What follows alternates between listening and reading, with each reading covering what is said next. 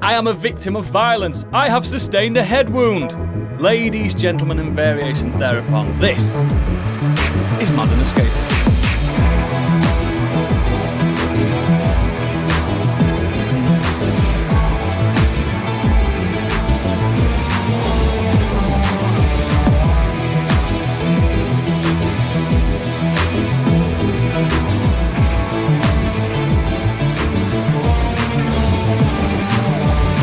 Hello and welcome to the show. My name is Oodles. Please relax, sit back, and let me introduce you to my friends. First, we've been friends for 50 years now, and together, push back the Argentinians in the Falklands. It's Biggie. Hello. Hello, you alright? Yes. Why are you doing the intro like this? Also, we've been friends for 82,000 years, and together, fathered what would be known as today as modern humankind. It's Stig. Oh, you are all my children. Absolutely. And we've been friends for 2 minutes. She was in the reception begging for a job. It's Sweetie Contraption. Hello, that's a good name. Thank you for accepting me for the job, by the way. Probation. And my twin brother and friend Gadget Phil cannot Quart, be with didn't us today because I've given him one of my kidneys and he's recovering from surgery because I'm such a nice friend. Get well soon. Get well soon. How is everyone? Come on, how is everyone?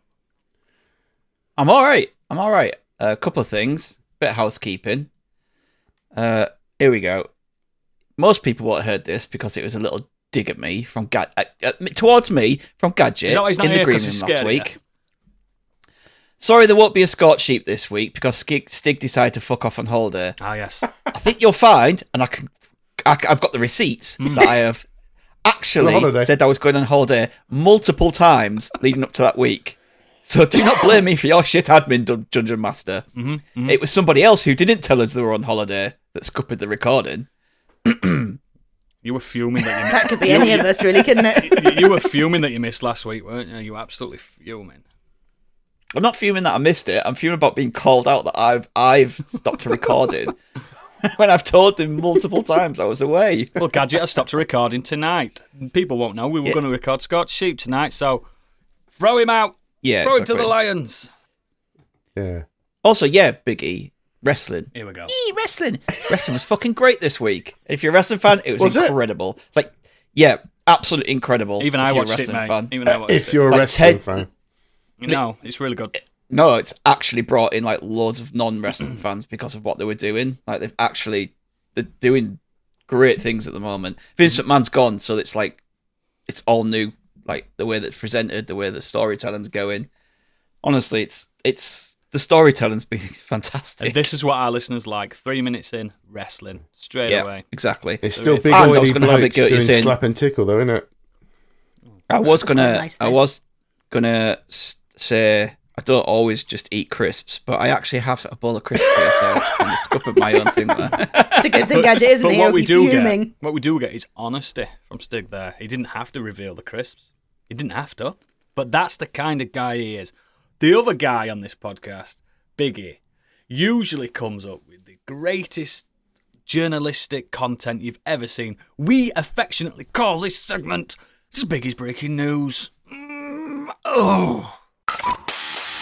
You may already know, but he doesn't, because it's time for Biggie's Breaking News.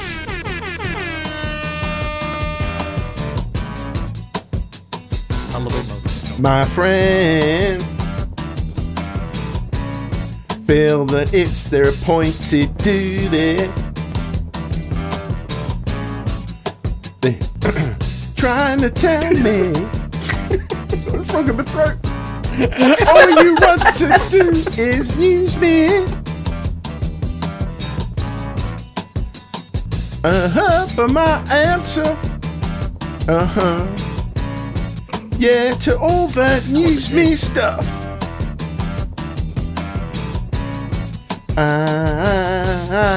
Yeah, I wanna spread the news that if it feels this good getting views, oh, you just keep on using me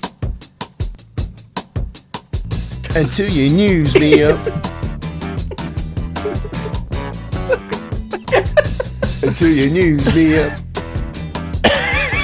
Is it over? The worst part about this is, like, we don't have any backing music in our ears. No. So we could just see Biggie bobbing his head along to music that we don't have. Were you singing? There's a long awkward silence. Were you singing "I'm Gonna Sex You Up"? No. I didn't know what it was. It's just like Bandle. Every week, it's like Bandle trying to guess what song he's doing. What song was that? Bill Withers, use me. Oh shit! Yeah, it was. Some But old-time use song. me because Yeah, the pun. No, now I know what it is. Yeah, absolute bandled me. Mind you, I Pure just probably bandleism. destroy all these originals. So Shit the bed there, didn't we? Not getting that one. Fuck's sake! Come on, give me shit the some bed. news. I I need a have new not. mattress after that. Who doesn't need a new mattress? The developers of Baldur's Gate, as they've led the pack at the 20th BAFTA Game Awards with 5 wins, including the coveted Best Game title and scoop prizes for music and narrative, and with an acting award for Andrew Wincott as a fan favourite Devil Raphael. Super Mario Bros. Wonder won 2, while Star Wars Jedi Survivor missed out despite having 6 nominations. Meanwhile, photography-based puzzler Viewfinder won Best British Game. According to the trade body, UK Interactive Entertainment, that's an acronym, game software sales rose to 5.18 billion in the UK last year. The organisation said that the total value of the British games market, including hardware, merchandise and events revenues, reached 7.18 billion. Doing all right, innit? every other week. Every other week is fucking layoffs. Yep. Make it make sense. Because of AI, baby. Good thing about that. Oh no, the good thing about that Baldur's Gate one though is that they're the first game that to win every single major award. They've got the game in Game of the EGOT, haven't they? Yeah. It's Baldur's Gate 3 passes Elden Ring and Breath of the Wild from the first game to win all 5 major game Well, hang on. awards. 6. It won an award There's from 5 us. It here. won an award from us. The award. 6. Yeah. 6. It's great. It's great. But I think Elden Ring might have won one from us as well. So Yeah, but Elden Ring must have won 5 now then. yeah. Yeah. It's fantastic. I tell you what was different about that one was that it wasn't the usual people who won the performance awards. Yeah, I noticed that. So it was saying what's his name won for Raphael. Andrew Wincott, and- was it or something? Yeah, and the guy who voiced Miles Morales, sorry, I don't know his name off by heart. But yeah, he won Best Leading Voice Actor. That's awesome. But I haven't, it is really, because I haven't seen anything. You know, everyone was going on about the other guy. I'm terrible with the names. Oh, I am. That's why Gadget should be here. Yeah. He knows everyone's name. Astarion. No, not Astarion. The guy who voiced Peter. Yuri Thingy Lowenthal. Yeah, that's the bloke. Yeah. Yeah, Gadget knows all these shit off the top of his head. We fucked it already. It's gone off the rails already. Dad again. We dropped the BAFTA. Yeah. Yuri Lowenthal's won stuff before, though. It's not. He don't give a fuck. Yeah. It's great news. Next. Well, talking about the layoffs, game staff have been told to expect redundancies as most workers move to 0-hour contracts. So This bit blows my mind. Game already employed newer junior staff members, referred to as cast members, on 0-hour off. contracts. Cast Eurogamer, members. no, you fuck off. Eurogamer understands the chain will now employ most non-managerial staff with 0-hour contracts going forwards. Yuck. 2 things from this story. First thing, it sucks. Second thing, I didn't know they still had games that weren't concessions left. I didn't know that. I was looking into it, and yeah, they still have some stores. I thought they were all in Sports Directs now. We got one in Brighton still. Brighton. All right, Brighton. All right. All right. Brighton.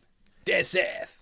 No, 0 hours contracts is bullshit. I can be Fuck to you, blame Mike for Ashley. Yeah. most of this because I've not bought anything from Game in a long time. I got that. I actually got that that little game. I can't remember what it's called from Sports Direct's game over last year, but I got it at a steep discount, and that's the first time I've been in one since the merger and everything and all that. So I'm as much to blame as the rest of the public. We're not supporting it.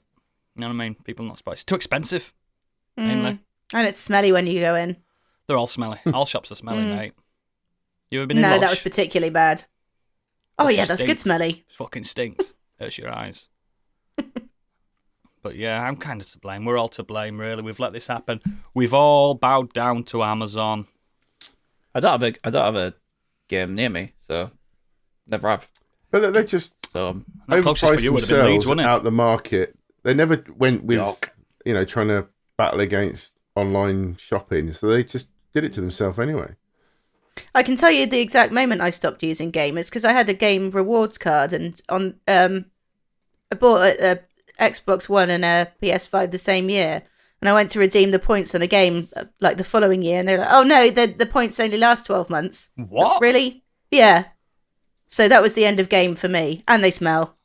Fuck them. Candy's official stance is fuck them. and they smell.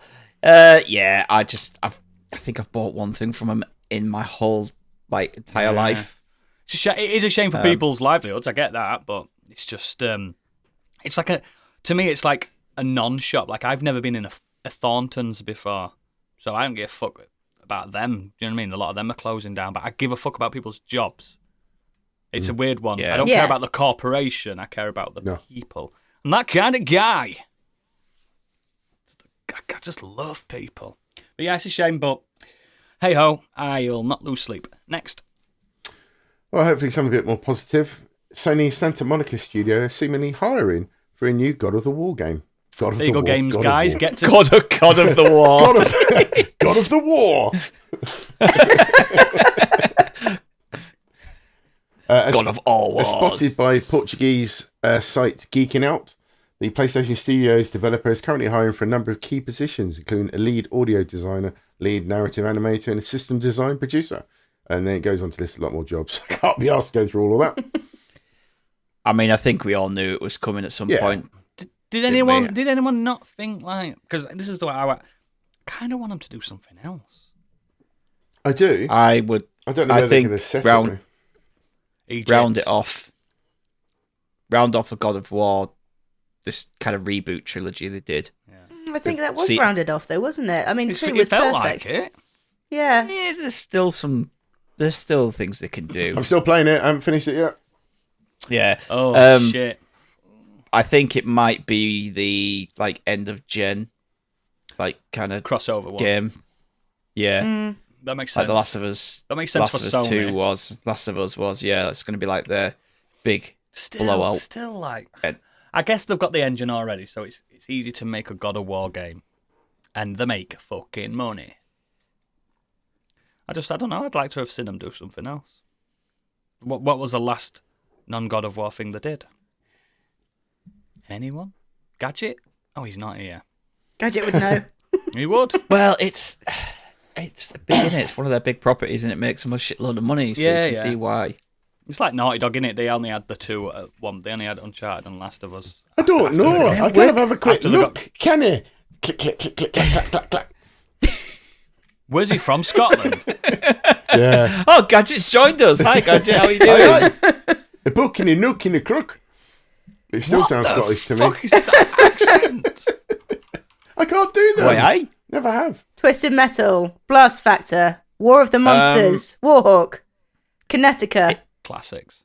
But they're all Classics. Absolute bangers. here they're live bound. Yeah, there's nothing. They're Absolute definitely bangers. They're going to Games do that more they've- God of War, aren't they? No, games that they've developed, it literally says here, God of War Ragnarok, God of War Ascension, God of War 3, God of War 2, God of War Kinetica. From 2000. Pure bangers. They are just God of War. They're just God of War. You can imagine at the team meeting. Can you do anything else? Don't want to. It's going to be good regardless. I'm bringing them. Maybe they'll do like what James Cameron did with Aliens. So when that famous story of him walking in the room and putting an S after Aliens and then making it into a dollar sign. Yeah. Whereas this, it's just going to be God of War, and then they're going to put an S after the God. So it's going to be Gods of War. Or God of the War. Yeah, God of Yeah. the War is a much better title. It's not. Next. Gods of War. It makes sense. Oh, well, thanks for that, Cast because box, what Biggie. doesn't make sense is Call of Duty players are saying the new King Kong glove that costs more in COD points than the game itself isn't worth buying. This week, Activision released Maverick's watching the film. the Beast, with the Neither is playing the game. spelt with the letters, glove melee weapon as part of the Modern Warfare 3 and Warzone's time with the new movie Godzilla x Kong, The New Empire. It apes Kong's new weapon in the film that lets him unleash energy-powered punches. You'll need to buy 4 separate 2,400 COD point bundles to unlock the glove. In-game, this is called the Titan Collection. And I saw a clip of this, and it's literally whatever that glove is supposed to look like, I assume is from the movie. And there's a bloke just running around punching people to death with it. But that's all it does. It just, they collapse after being punched. It looks like Don't the you kill worst. people we want it on Call of Duty anyway Yeah. with your knife? Yep. So It's it's bobbins, a big mate. waste of time. I think it's hilarious that people are buying this. You are fucking morons!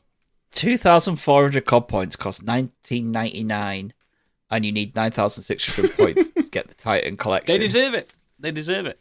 If you bought this, then yeah, like I hope it- I no hope- sympathy for it I being hope shit. your wife, girlfriends, husbands, significant others scream at you when they see the bank statement. You fucking idiot. They don't have them. They Well, they will do don't with the have next one. those. They're going to do Oh, with the next dear, one. dear me. I'm ready. It will cost you There we go. $130 for the version of Star Wars Outlaws Under Fire as Ubisoft prices increase. Let me guess. You get a soundtrack. You get some art. You get some skins. You get, I don't know, a digital notebook. No, you're completely wrong. Digital. Oh. What well, you get is, in fact, very similar to what you just said. There's a season pass, which will add 2 story-focused expansions after launch, 2 cosmetic packs, the protagonist Kay, her spaceship, and other vehicles, a digital art book, and What? the chance to play the game 3 bloody days early. Whoa. 3? Do you mean 3 human 3 days? actual days. That is insane. I can't believe Fuck me. what a good deal this is. I'm buying it today. Why is there a season pass on a single player game? Yep. And, It like, does happen, but yeah, fucking a game no you one knows like- anything about. you like your art books, Candy. Physical ones. There's nothing wrong with Yeah, that. not a Yeah. digital Yeah, I one. don't get That's the what I was just about to digital ask. Like, art ones. I don't like get that. If it were would you 130 want- quid, you got a digital art book, you got all that stuff, you got a little statue or a little robot, you'd be like, yeah, I'm who sold. wants a digital art book? Like the Digital nice thing about the dickheads. physical ones is kind of sitting there and looking through and kind of flicking through Yeah, it. Like imagine smelling having to it. sit at your PC and clicking. No, Arrow, worse, mate. next. Imagine Arrow, sitting at your arrow, to go to PS5 and doing it. Yeah. Oh, that's even worse. I think I did get a couple. I think, did we get one with Final Fantasy Remake and Rebirth? Yes, we did. And Did I you ever look at downloaded it? No. Neither have I. Neither I have look on I. Google. And I look on Google I've for art. pre-ordered. Yeah, Yeah, I've pre-ordered I the hope art Gadget books. doesn't have loads of digital art. He does. Of course he fucking does. Well, it's not like you can go to he the buys PS5 physical copies of and- games that he's downloaded, that fucker. You can't print it from the PS5 or anything like that. So what's the point of them? Yeah. It's just How many of you ever go? You know, You when can print you it with the unlocks- Sony PS5 printer. It's an official add-on. it is a printer. It looks like one. Yeah. Any of you, like, you know, when you get games and it has like all these trophies of characters and artwork and that, how often do you go into those menus and look through them? Never. very rare. I never go through them.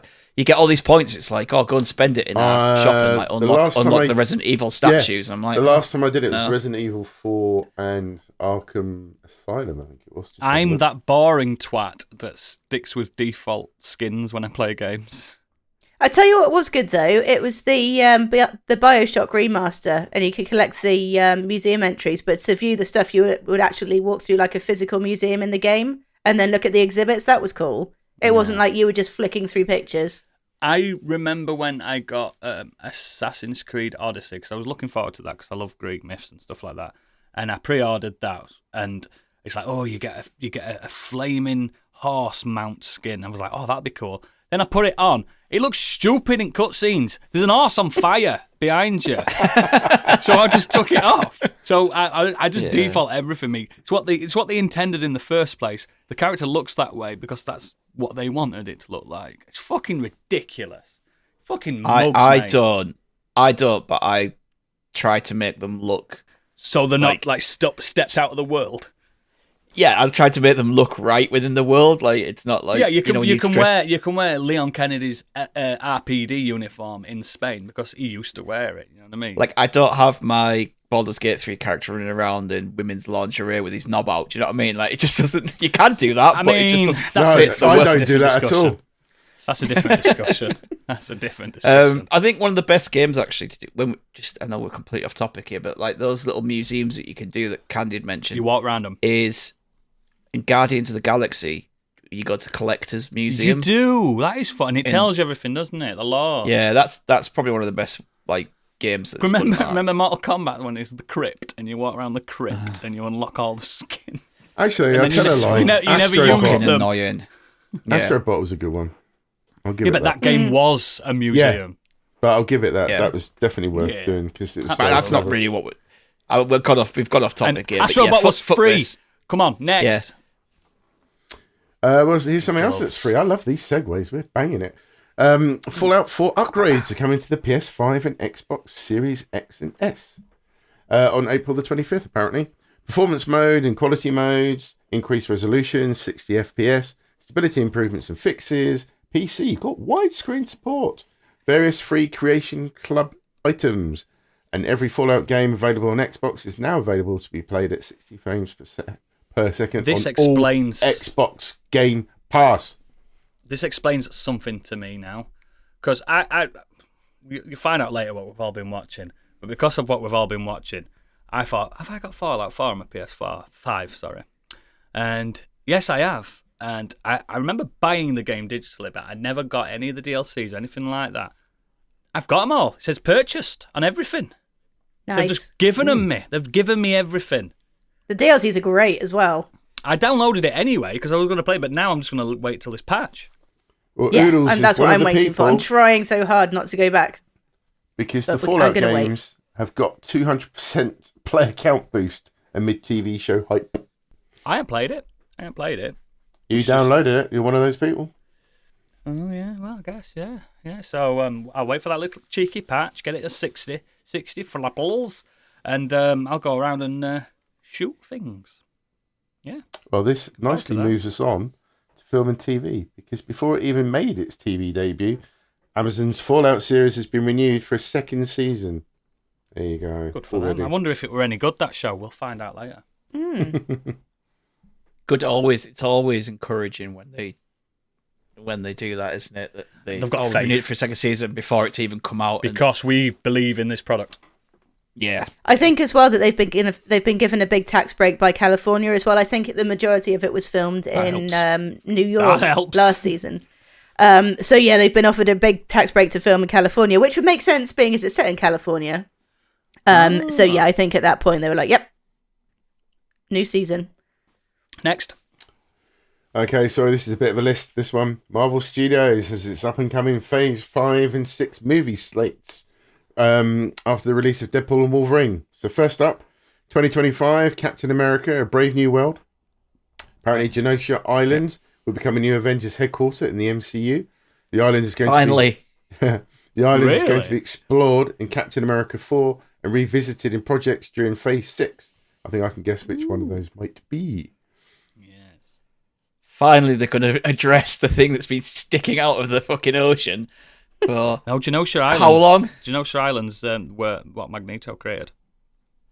No, but this is the. Is that what they're calling that? That's what they're calling the. Other heroes that will Celestial. come from Well, this they're mixing it. haven, They're mixing as it it's together. Then called. that's good. Haven, yeah, Haven. Yeah. Cool. 2025 Thunderbolts. Oh, sorry, these are next three are 2025 Thunderbolts, Fantastic Four, and Blade.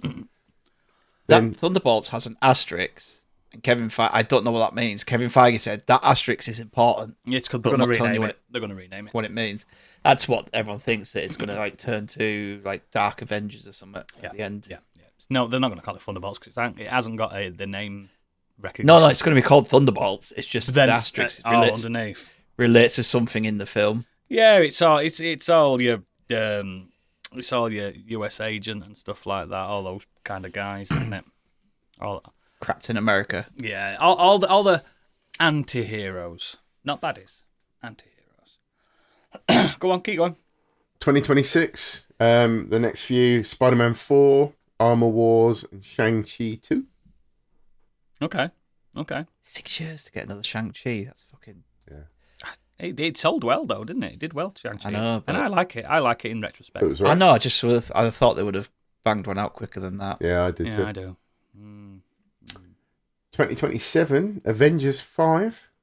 I'll be dead by then. That's a shame, because they'll also be covering X-Men. I'll never see it. Doctor Strange 3. And Thor 5, which we have a little bit more about.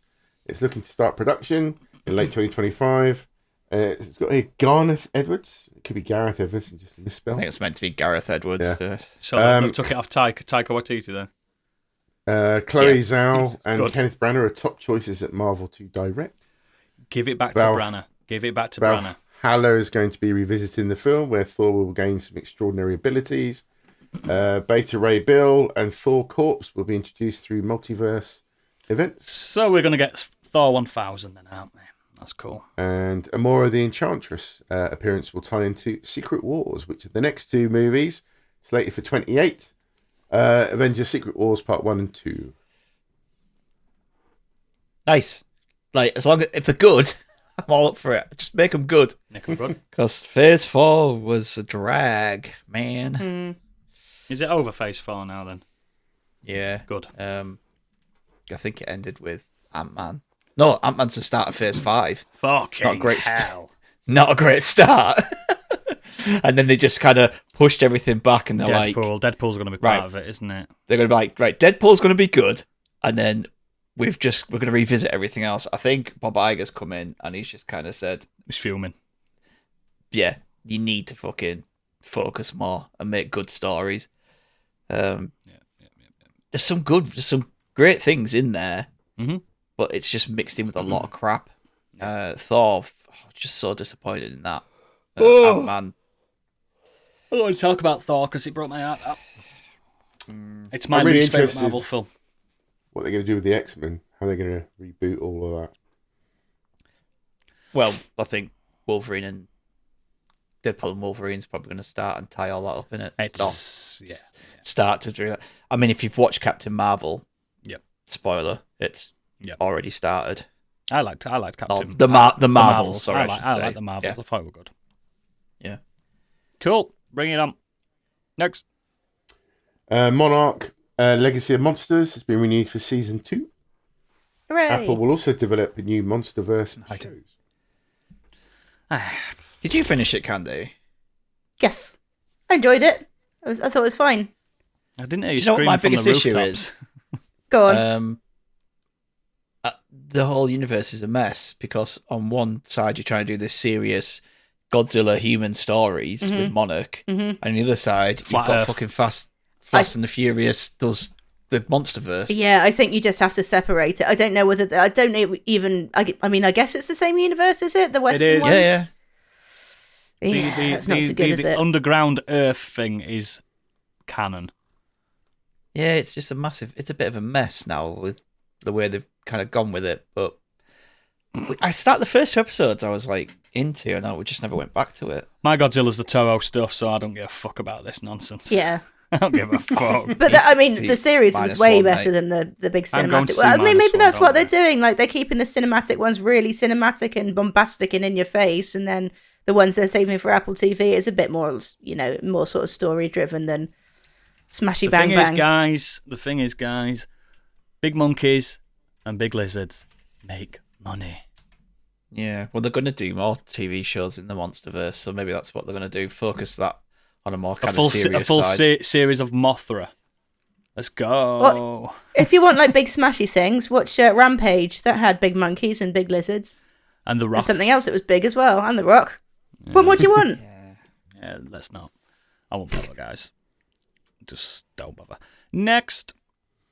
A live-action R-rated Teenage Mutant Ninja Turtles: The Last Ronin movie. Nobody asked for that. Okay. What do you mean? Live action R-rated.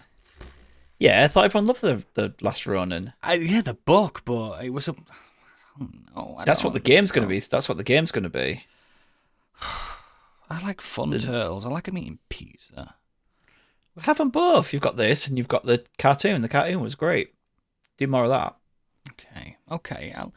I'll listen to you, Daddy. I'll listen. Have them eating pizza and then fucking the delivery driver. Or fucking the pizza. Hey, come on.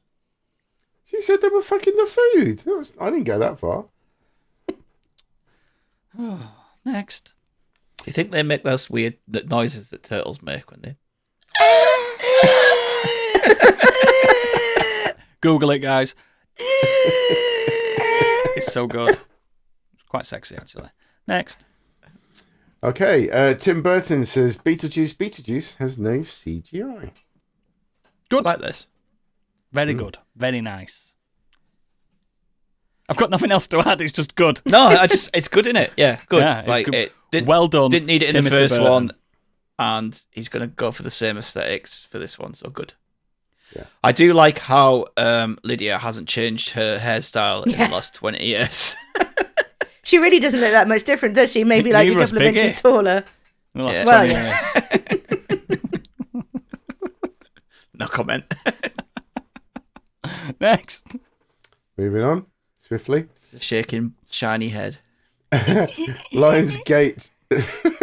Lionsgate and Blumhouse are joining forces for an all-new imagining of the Blair Witch Project. Did You asked anyone for else? that. Yeah, fucking. I swear. It might How have can you do dated, another but Blair I Witch? did like the original, but yeah, maybe they can. Yes, do because it. everyone thought it were real. I didn't. I just It went was with the first found footage flow film of I'd it. ever seen. Ever. I just don't know what else you can do. This is just going to be a bunch of other people running around the woods again with a scary ending. And at the end, someone's is going what to the- stare at a wall and nothing actually happens. Which is pretty much exactly what happened in the other reboot. Book one. of Maybe they can make it a Shadows. bit more scary and brutal. No, before Book of Shadows is like a softcore porn. It's the best one out of the series. Oh, Book of Shadows, where they're like they're fans. They're like aren't they like fans of the film? Yeah, and chasing they get the together. Blair Witch. Yeah. See, the original. I found out today on the Empire podcast that the original creators said if they revisited it, what they would have done was a prequel, and it would have been about the Blair Witch and back in ye olde times. And Robert Eggers explored- did that. Yeah. Yeah, explored where it comes from. The Witch. Just watch Which- that. Yeah, but that would make more sense Yeah, because it would. Yeah. rather than just having a bunch. And we'll start actually. It'll be a sympathetic backstory for the witch, and we'll be like, oh god, I'm just a witch. I'm and calling it everyone now. else calls me a bitch. That's what it's going I'm to calling be. it now. The Blair Witch Project film. Yeah. It's going to be about a bunch of true crime podcasters No way. Oh God, yeah. who go to the woods because of they've seen the original film and it's going to be based on real life of them seeing the film, and then this shit's going to happen to them, and they're going to be like true life podcasters, What would you do, right? true crime podcasters, What would you do if that was what it was? or supernatural ones. You know, what I In mean? that film, they called the gang Modern Escapism, and they're just not, because we've not trademarked it. Have we trademarked it? We probably have, haven't we? No, but we've got a website that dates back a few years. Precedent. We'd be suing the shit out of them, wouldn't we? Imagine that. The people it'll versus be like modern escapism. They might cast us. Tales. Well, if they do, I'm all up for the Blair Witch Project. Yeah, suddenly it's not sounding so bad, is it? Everyone go see it. It's great. Yeah. It's great. It's what we all wanted. Like, we're actors now. Like, maybe they've listened to Scott Sheep and thought, we need to get this crew We need to get in that, the woods. We need to get running that around. guy. Those guys with the beard. We need to get that guy with the default face. We need to get the redheaded girl. We need to get the granddad. Let's get them together. Wow. Let's get them on. Maybe there'll be found footage of the next podcast, or that's what happens. When Biggie Oh, murders shit. us all. It would definitely be Gadget. The Biggie Files. Yeah, fun little tangent. Who would Fucking hell. Who would be the killer out of us five? Who would be the killer? Biggie's face there on the camera. I know what the twist would be. It was Planty all along. Yeah, I don't think it'd be you, Oodles. You're too obvious. I can't now. I'd do the Frankenfurter thing. I'd be jumping in each other's beds. It depends. Did I win or lose the greatest knockout game? Oh, yeah, I missed that. It was Planty all along. He was behind the glass. We kept hearing this sound.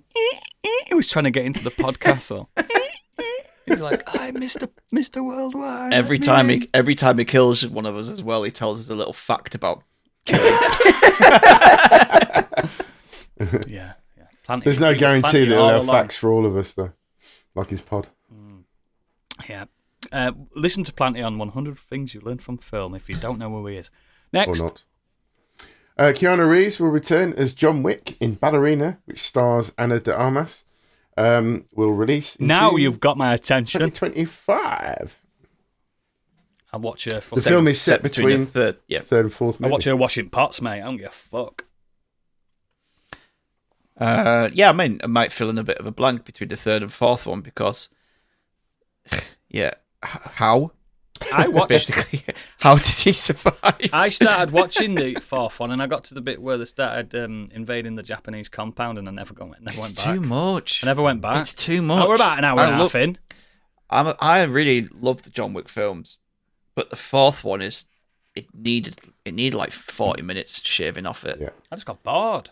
It felt like it was the same thing over and over I weren't again. bored. I was exhausted. I think they're exhausting to watch. It was the staircase. Fucking rolling on the floor. Yeah, I laughed out loud Get up! inside Get at up! the stairs. That was just mental. Non-stop stare action. Next. Well, that was it. Over to the weird world web. Japanese police arrest a 36-year-old man on suspicion of tampering with Pokemon Violet save data. Police in Japan arrested this man on suspicion of selling illegally modified Pokemon save data to customers online, a practice which is banned under the country's 2019 Unfair Competition Prevention Act. The suspect was apprehended by police on April the 9th after a police cyber patrol discovered evidence that the individual had used special tools to illegally modify the save data in order to change Pokemon movesets. It allegedly took custom orders for rare Pokemon and sold the resulting tampered data between December 22 and March 23 for up to 13,000 yen, which is approximately $84 a time, on a website that served as a marketplace for video game assets and items. He also offered deals in which 6 Pokemon could be created for the equivalent of roughly $30 in yen. According to Automaton, the suspect could face up to 5 years imprisonment and or a fine of 5 million yen, which is over $32,600. But this isn't the first time that criminals have sought to make money off the widely popular franchise. For example, in 2021, an ill-fated Pokemon card heist saw one desperate man attempted to descend from a 6-story building in order to steal a treasure trove of trading cards and cash from a Tokyo store. And in 2022, saw the trend continue with criminals in Tokyo committing a series of high-value Pokemon burglaries, including one instance in which thieves made off with a haul of cards worth over $60,000. That's an embarrassing thing don't they? That's an embarrassing thing to go to prison for. Imagine being stuck in there with all them Yakuza guys. Oh, like, what are you in for? Pokemon. And they're like, yeah, we respect that. We respect Yeah. That was exactly my first thought. You become a leader of the jail. Mm. It's mad, That though, is isn't a it? weird fucking story. That is weird because, like, I can't name you 10 Pokemons, me. I bet I could, but I don't 5 even maybe tops. play them. Well, you've got 4 straight away, haven't you? Pikachu 2, Pikachu 3. But I mean, Pikachu, why would you Bulbasaur, want to pay Charmander, somebody else to do the game the that other you one. enjoy playing, right? See, you fucking lost it. Why? I know, because it's competitive, isn't it? It's a multiplayer game. You play online. You can play via infrared on your Game Boy Color. So I've never played one, so I can tell. Pokemon, gotta catch 'em all. Thank you for the news. Fucking Pokemons. Yeah, let's get on with the main show. I'm going to start because we're all going to talk about something, I reckon, as a group in a bit. But I want to review my anal surgery. So, because that's the only other thing I've done this week. No, you're not reviewing your anal surgery. I am reviewing my anal surgery. So, I'm not really. Oh, I don't know. Were you like, you could have. I'm into it now. It went without a hitch. That's subscribe to the Patreon. You have to do that in the green room. No. Stitches, not hitches. Cut that. No. Cut that. I am actually reviewing a game that's very, very old. A game that's close to Candy's heart more than anything. And it's just because I've been playing it on my new RGB bloody Pow Kiddie device that I got. I thought you were going to go with TikTok. Candy's age then. No, it's a game that it's always been on my plate since it came out. I had a little go of it when I was younger. I played it. I played a little bit on the 3DS as well because there was a version of that. And I finally got round to finishing it this week. The Legend of Zelda: Ocarina of Time is a game I don't know. I just never got round to it. And yes, it was 30 years old or however old it is. I didn't have a Nintendo 64, so I played sometimes at my friend's house. And do you think he was saving my save file? Don't think he was he? No. So I couldn't finish it or anything like that. I had it on 3DS for a bit, like I said, and there was more games I was interested in. I have a massive apology to people. Because I fucking loved it. Oh, my God.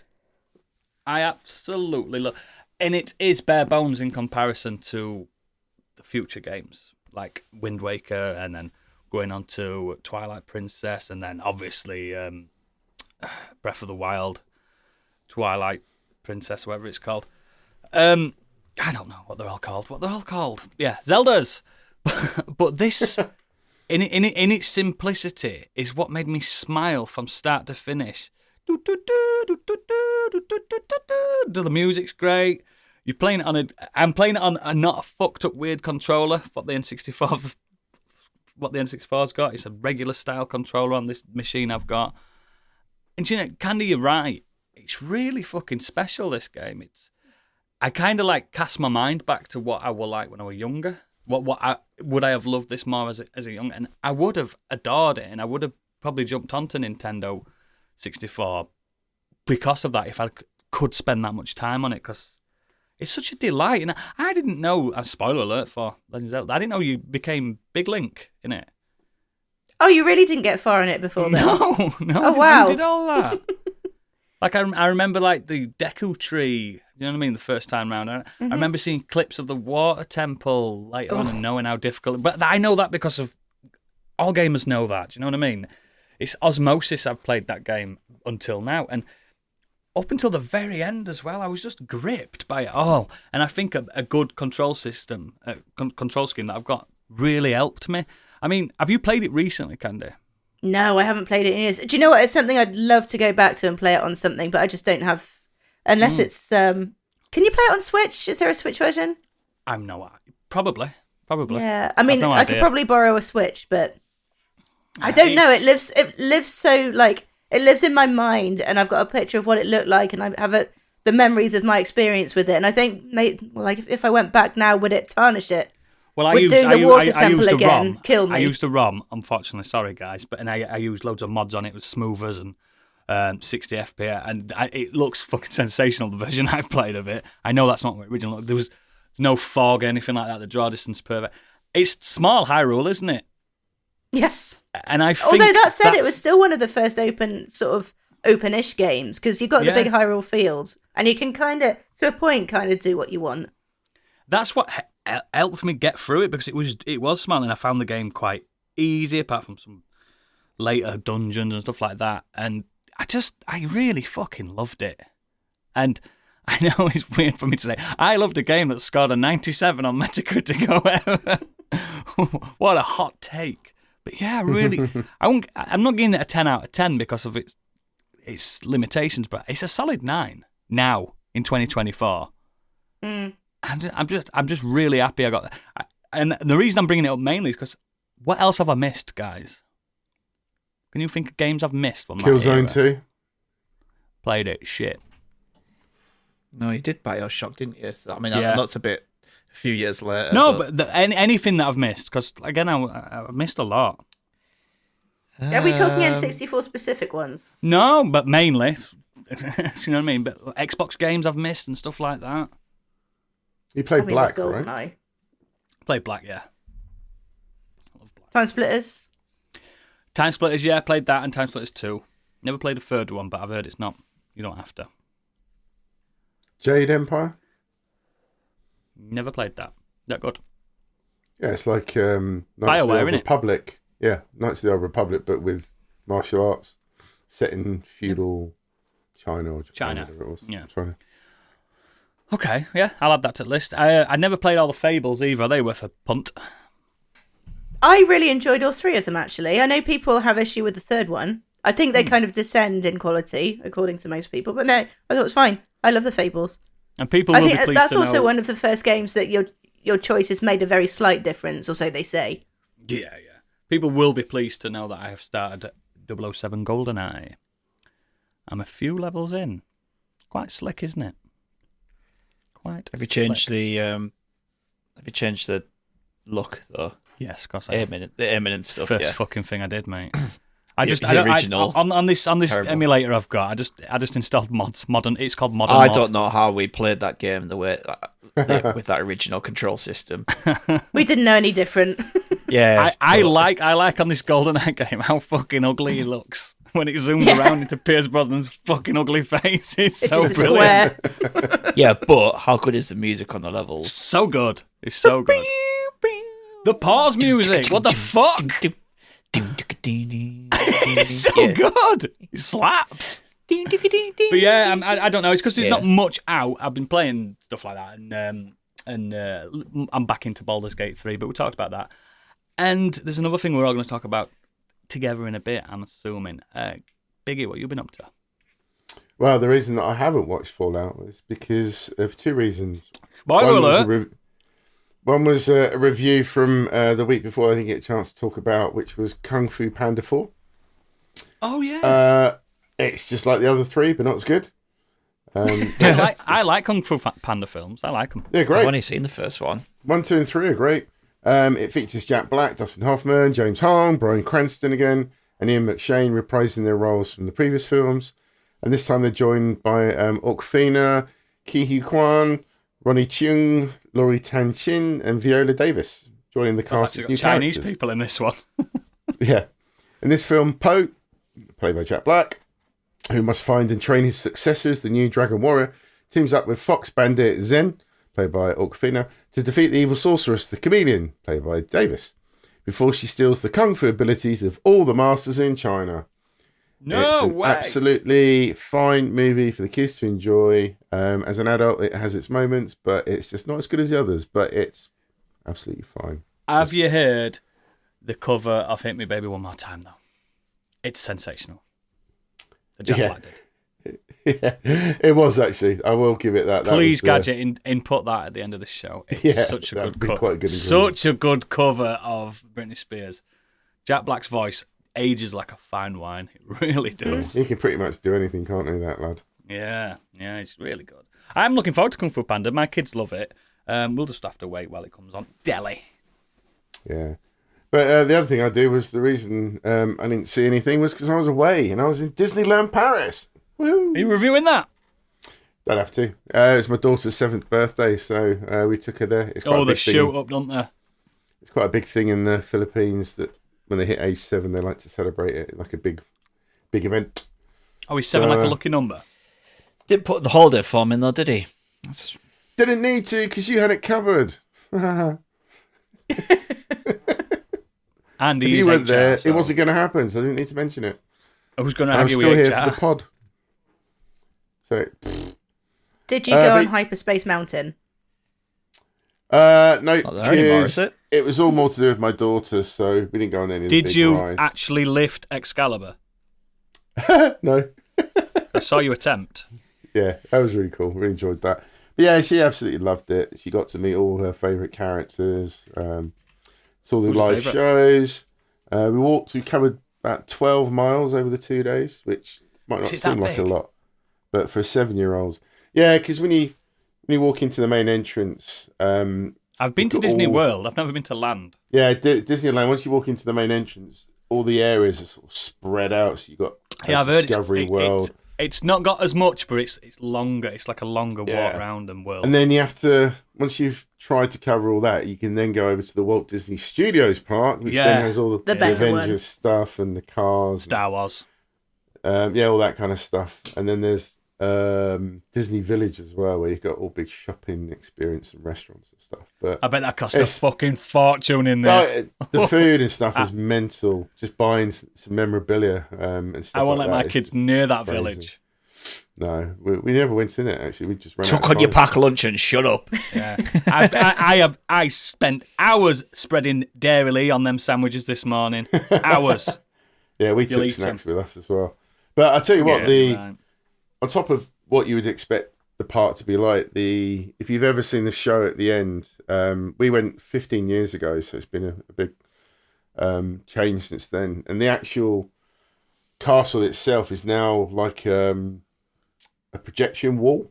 So they basically do an animated show on the big castle itself. So you've got characters sliding animated around the turrets, and there's songs. Then a little firework explosion, and there's more animation, then another firework explosion. They did a big drone show before that as well, which was really cool. And then right at the end, the whole building blows up with fireworks and everything. It was really cool. It was about a 2-hour wait to watch it. It didn't finish at night time as well, 11. so it's more impact. 11:30 at night, yeah. But she was knackered, poor little mite. She was, but she loved it. You managed to keep her up for it and watch that. She don't like she weighs much, so you could throw her on your back, can't you? Yeah, but it was a great experience. Really enjoyed it. Really tired. We only got back late last night, so haven't had a chance to watch anything, play anything. And so. look at you here, absolute trooper. Jet lag to fuck. Jet lagged. It was on the Eurostar. Jet lag. It was only down road from him. Down road for jet lag. 5 minutes, mate. Perfect. Space Mountain, it's Star Wars Hyperspace Mountain. Yeah, it's the same thing though. Boy. Is it the same? Yeah, they just renamed it.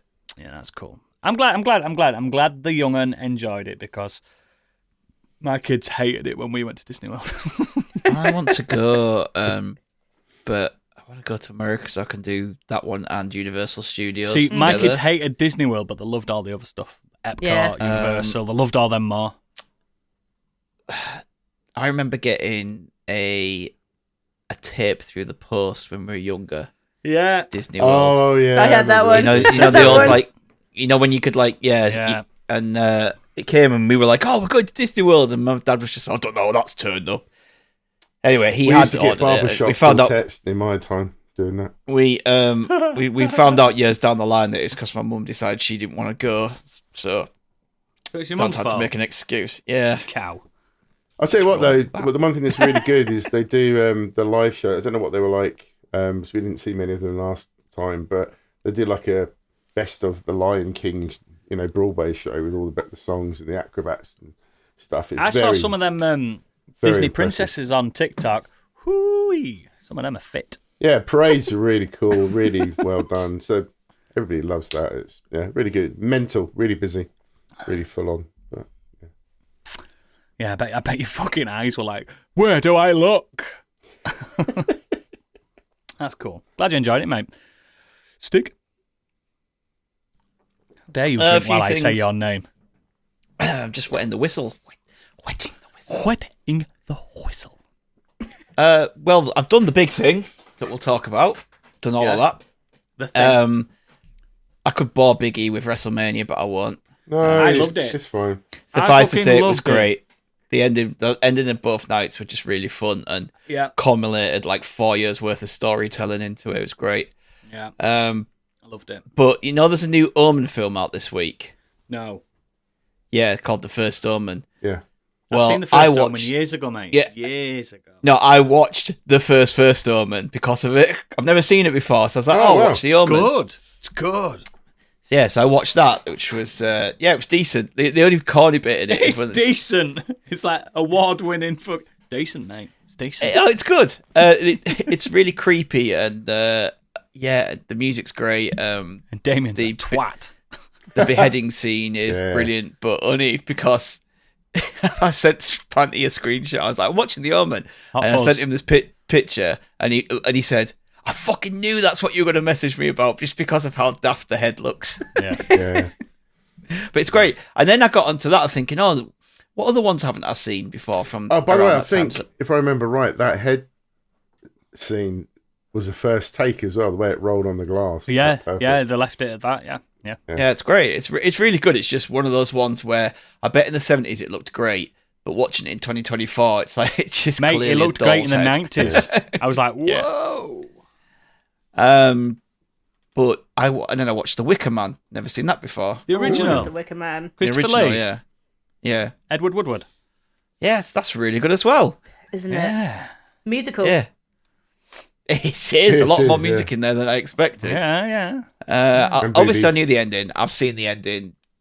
It's impossible to have avoided that in pop culture and TV shows and stuff. But everything else I've not seen before, so I decided to watch that. Yeah, really enjoyed that as well. So then I was thinking, I've not watched anything this week, and obviously we're going to talk about Fallout. So today I went to go see Civil War. Ooh, I do have something new to talk about. Captain America Civil War. No. Oh. This is Alex Garland's new film, Civil War. It's a kind of very near future, and it's set at a time where the US is fractured. It's Jesse So- Plemons in now? this one. But it's to the point where California and Texas have seceded, and the president, who the reason they've done it, I believe, is because the president has instilled himself as a third term and disbanded the FBI. Yeah. Ooh. So it's fractured the US and it's caused a civil war. And the whole story is centered through the lens of war journalists attempting to survive. They start the film in New York, and one of them wants to interview the president. It's kind of, we're getting towards the end days of the war. Like, it's obvious that one side is losing. And so they want to photograph and talk to the president, who hasn't actually done an interview in, I think they say, like 5 years. But they want Do to you be know like who the the first people. president is? Because I do. Yes, so the film, actually, the film stars Kirsten Dunst, Wagner Moura, Kaylee Spaney, Nick Offerman, and Stephen McKinley Henderson. Nick Offerman plays the president. How cool is And it that? got Jesse Plemons in this one. Sure it has. And yes, it has Jesse Plemons in, sorry. Yeah, But I'm Jesse sure. Plemons is only in it for about 5 to part. 10 minutes. Yeah. But those 5 to 10 minutes he's in, fuck me, he's scary. He's scary anyway. Yeah. But yeah, it tells a story. So Kirsten Dunst and Wagner Moura are these experienced journalists, and they're wanting to get from New York to Washington, D.C. And Kaylee Spaney she's a young wharf journalist. She kind of wants to be the next Kirsten Dunst, who's Lee Smith. I want She's to be the ex- next Kirsten Dunst as well. She's this experienced war photographer. You kind of you actually have a glimpse at some point of the situations that she's been in before, and like she's been everywhere and done everything. She's seen it all. Like she's hardened war journalist. It's really good. Yeah. He's good. He's good anyway, and he's a director. He's good. It really gets across the horror and bleakness and terror of being a war reporter. And just putting it through their lens rather than regular people, I think was a really clever move. Rather than it being a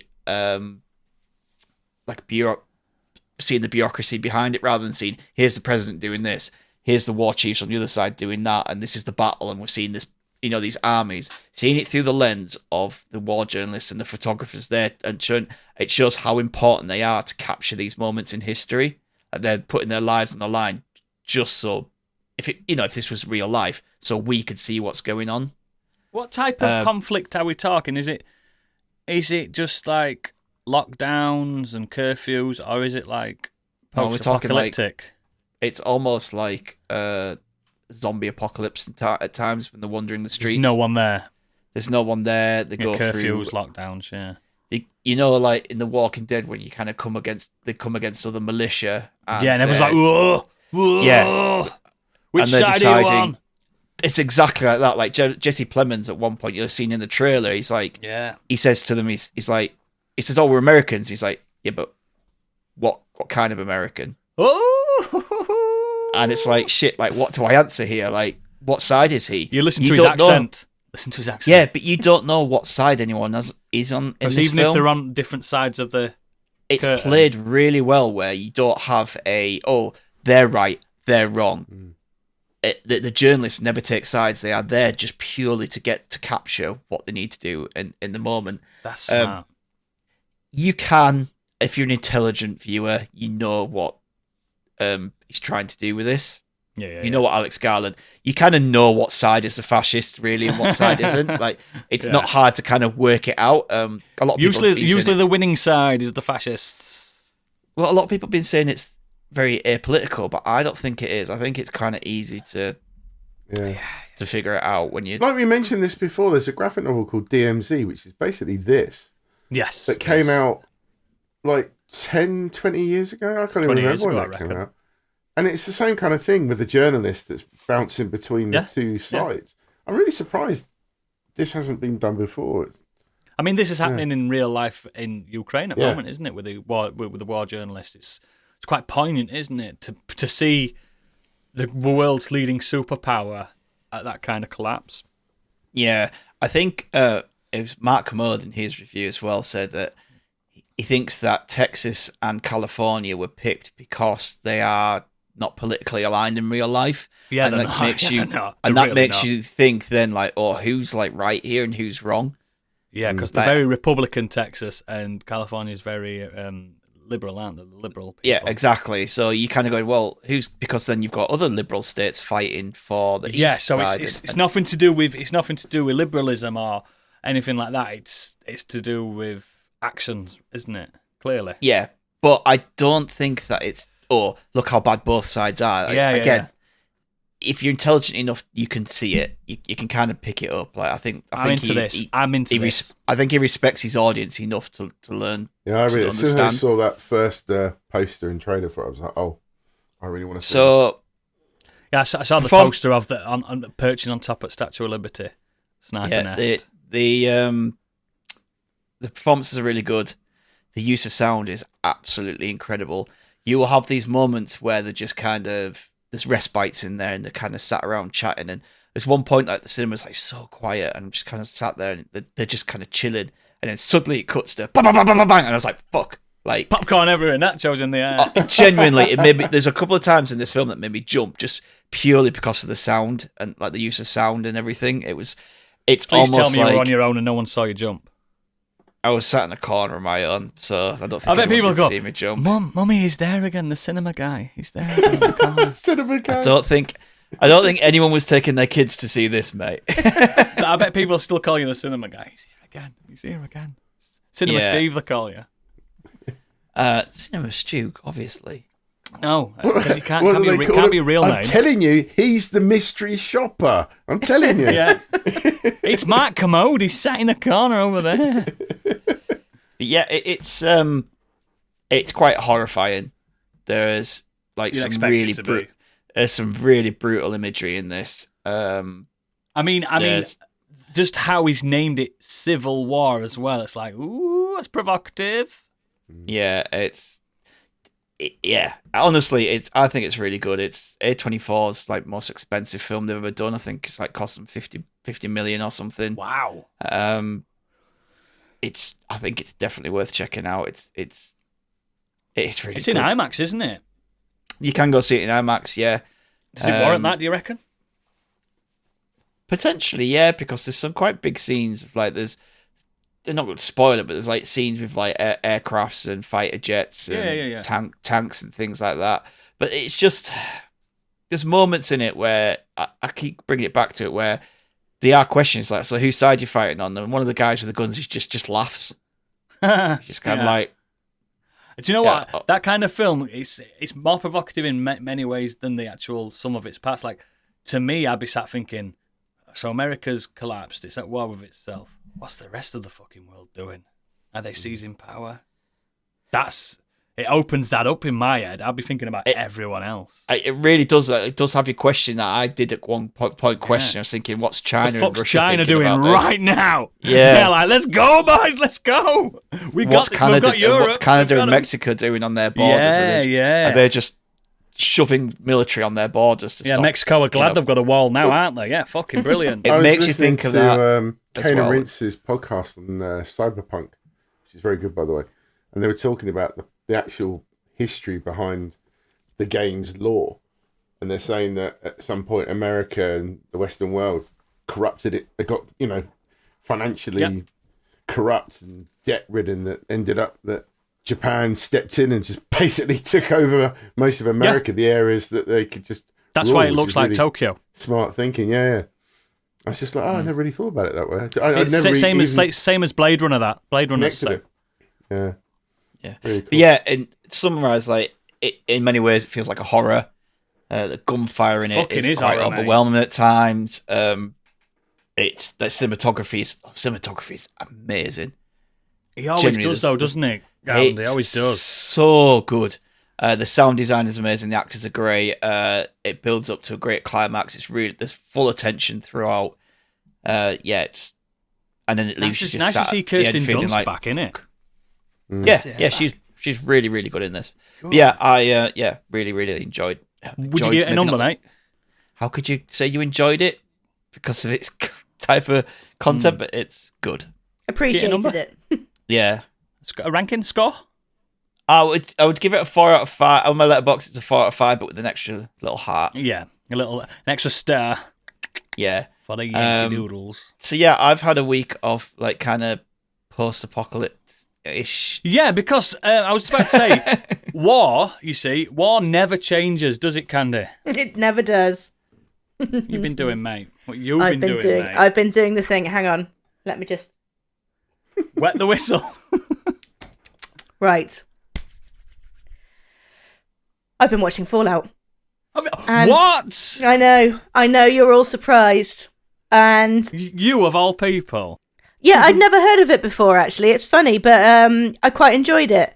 Yeah, so, obviously I'm a huge Fallout fan.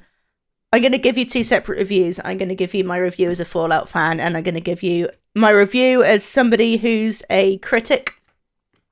The Fallout fan's coming first. I thought so. Splooge! I fucking loved it! I've just finished it last night. I'm on the second round now, watching things in hindsight and putting things together. The attention to detail, if you've played if you have even a passing knowledge of the Fallout games, it is an absolute wet dream. There is nothing out of place. There is no expense in the detail department has been spared. Everything's been spot on. They haven't done anything to try and tone things down or tame things down for muggles, for the layperson. Everything is exactly how it looks in the game. Tonally, it's absolutely perfect. They've got the perfect mix of really brutal gore, along with a kind of twisted sense of humour, the sort of lightheartedness towards it. The language to the point where it even uses gamer language. So, for example, one of the characters in one scene says, "You came here with no health. You came here with no armor." You know, you don't speak like that in normal. Like you've got no health. Just I noticed that stuff like that is just absolutely incredible. The characters, the ghoul was a highlight.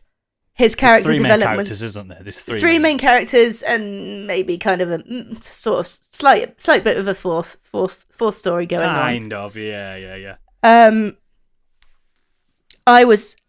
first 3 episodes just lured me in perfectly. I was screaming along to when the bombs dropped. Spoiler alert: the bombs dropped. Were you watching it in some kind of Fallout cinema as well? So I watched it in the man cave that I've been building for the last 6 months, and we had a cinema screen in there, and we had Fallout themed snacks, Fallout themed cocktails. So it was a fucking brilliant night. Had boiled. We watched the first 2 episodes. I think first episode was 75 minutes, so it was a bit of a watch.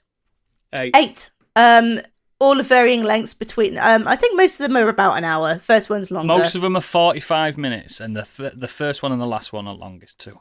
The last episode, and obviously I'm not going to spoil anything. However, I am so excited for the next season, which now we know we're going to get. Definitely. If you're a Fallout fan, you are probably going to love it. My review as a critic, I still really, really enjoyed it.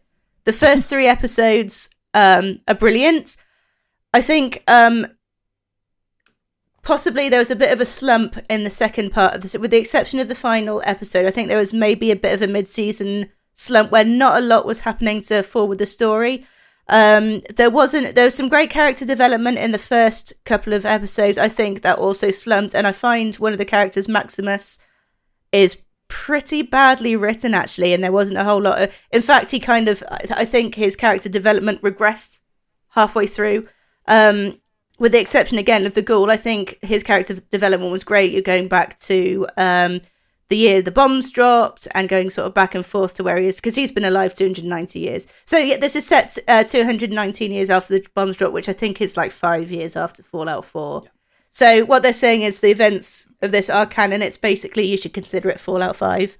Yeah, a little bit of a slump in the middle of the season.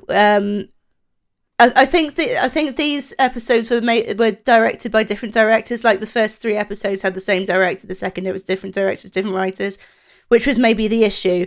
Highlight when we had some more comedic actors in a couple of the episodes, which I really did enjoy, where you get a bit more of the humour come through. But as a whole, it was a side quest. You know, there wasn't a whole lot sort of going on. I've seen the screenshots and the trailer and stuff, so aesthetically it looks incredible. Did they nail the music? Yes. Because obviously when you're playing the game, that's a massive part to me. All of it was from the games. Well, yeah, so they used the theme tune from Fallout 3 and Fallout 4 at one point, and when you hear that kick in, like for me it was goosebumps. Yeah, it's not a moment, isn't it, on set pieces. Yeah, the guy that did the score, I think he did Westworld as well, so it sounds quite similar to that actually. I was a little disappointed. Nolan who did Westworld anyway. That's right, I was a little disappointed that they didn't use it. Showrunners and stuff at Westworld. That's right, yeah, I recognise the names from it, but it would have been nice if Enon Zur had done a bit more of the soundtrack. Yeah, I think, he clearly very hands off, wasn't he? Yeah, but I mean, maybe that's just not his where his strengths lie. Who knows? Music is an IP anyway.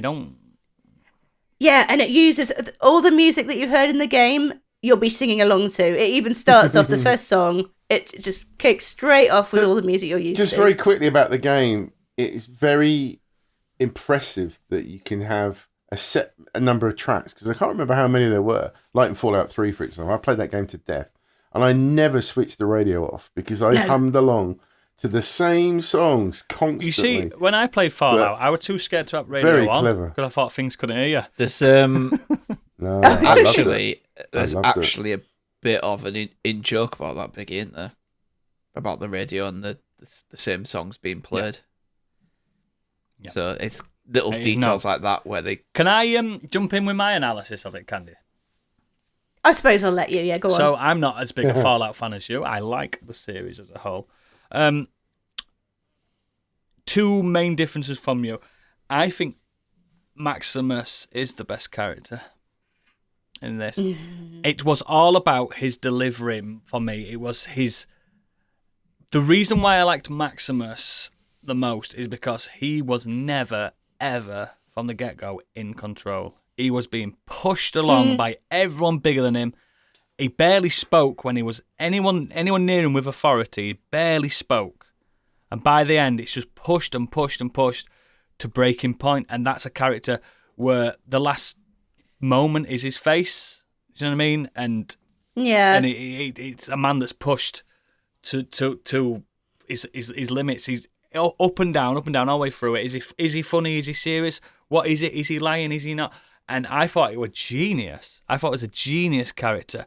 Now, Walton Goggins, on the other hand, because that's what he will be affectionately known as, Walton Goggins was just incredible anyway, because he always is, but his ethereal energy around it is what made that character. He could have played anyone in this, and he'd have still been one of the best in it. But let's face it, he was born to play a ghoul. Yeah, absolutely. the main character, what's her name? Lucy. I thought she was great. It was for me. She was the one with the most growth. She's the one with the most. She does have the most growth, but she's the player character, isn't she? You are the vault dweller, and she does have the growth. By the end, she's super powerful. She's learned the world. That's its biggest strength. Its 3 leads are really good, and from cinematography, scope, and stuff like that, it feels like Westworld and stuff like that. My biggest negative from this, it feels tonally, humor-wise, visually, it feels like The Boys. Yes, you might I think, why is that a Amazon negative? definitely got brave, didn't they? Why is that a negative? You love The Boys, Oodles. That's 2 shows now that are very similar on the same platform. That's I don't get that at all. I think it felt a lot like The Boys. I think The Boys is way more like Tongue in cheek, over the top with its tongue in cheek It than is. this was. This obviously has its moments, because like I talked to my brother and said, have you watched Fallout? And he said, I didn't really like the first episode. I thought it was going to be like a really serious show, and it was like, I said, no, that's the humor of watch Fallout. Silo like, for that. It is serious. Like the stuff they're doing is serious, nuclear war Yeah. and all this kind of conspiracies and shit going off. But there's also satirical parody and all that kind of stuff thrown in there. It's like that's the whole point. Like they nailed that. I have played a little bit of Fallout 4. You didn't like it that much, did you? Maybe about 20 hours of Fallout 3. But I still really enjoyed this. I think don't with get me the, wrong, guys. I really enjoyed it. I'm just trying to be critical. I can totally understand. I can totally see where you're coming. Like it's the over-the-top violence, but if you've played Fallout, you will have had one kill where you've gone into Everything VATS just and it will exploded. do your slow motion kill cam, which it did. It replicated very well, by the way, in the second does. episode. I don't know if you noticed. It Yeah. replicates VATS really well, and you've got the slow mo bullet going in, and then just explosion of limbs all over the place. But- that moment has happened in everyone's But it's playthrough of Fallout. It's not just how it visually looks as well. It's tonally, as in how people are speaking to each other feels like The Boys as well. And Right. I'm someone that's watched The Boys all the way through 3-4 times now. I'm a fucking expert on The Boys. You know what I mean? And it felt like that to me. And again, why is that a negative? It's not a negative. It's just me being critical. Like. I think maybe just I the feel IPs like in the are boardroom, slightly they're like, similar in that way. Absolutely, in the boardroom, they're like, right, we're going to do a Fallout show.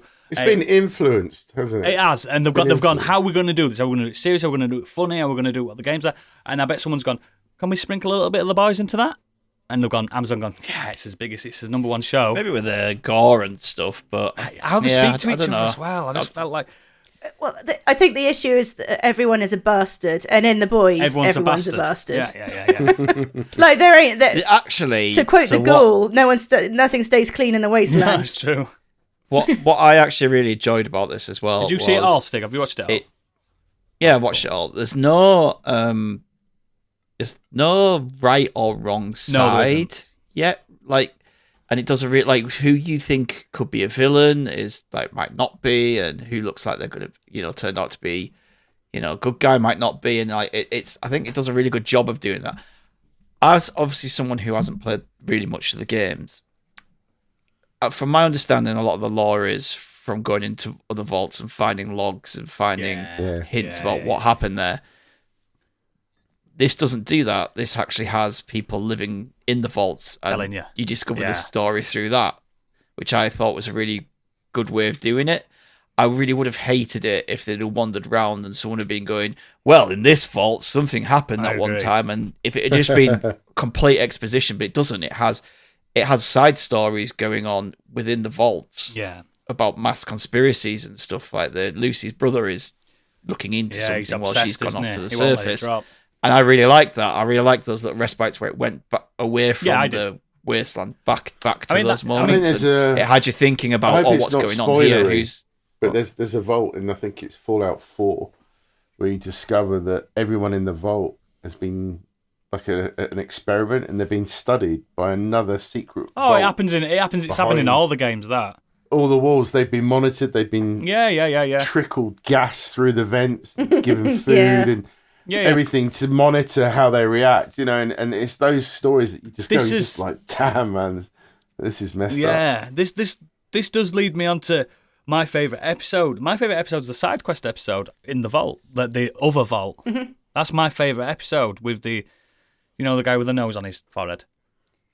That's my favourite episode because it felt like a side quest, and it felt like a moment for the characters to and that's when Maximus is Maximus or Maximilian? What's his name? Maximus, isn't it? Maximus. Yeah, Maximus. He became my favourite character on that episode as well because he had an arc in that full episode. I mean, he had his slippers on. It's what it does. What the show really does great is gives you these three main characters, and well, mainly Maximus and Lucy takes you from what they think the world is, and completely flips it on its head for both of them. They're both from different places. She's from a vault where she's never seen the outside world. He's from the outside world, and he's told, he's never seen a vault, and he's also told by the Brotherhood, this is how it is.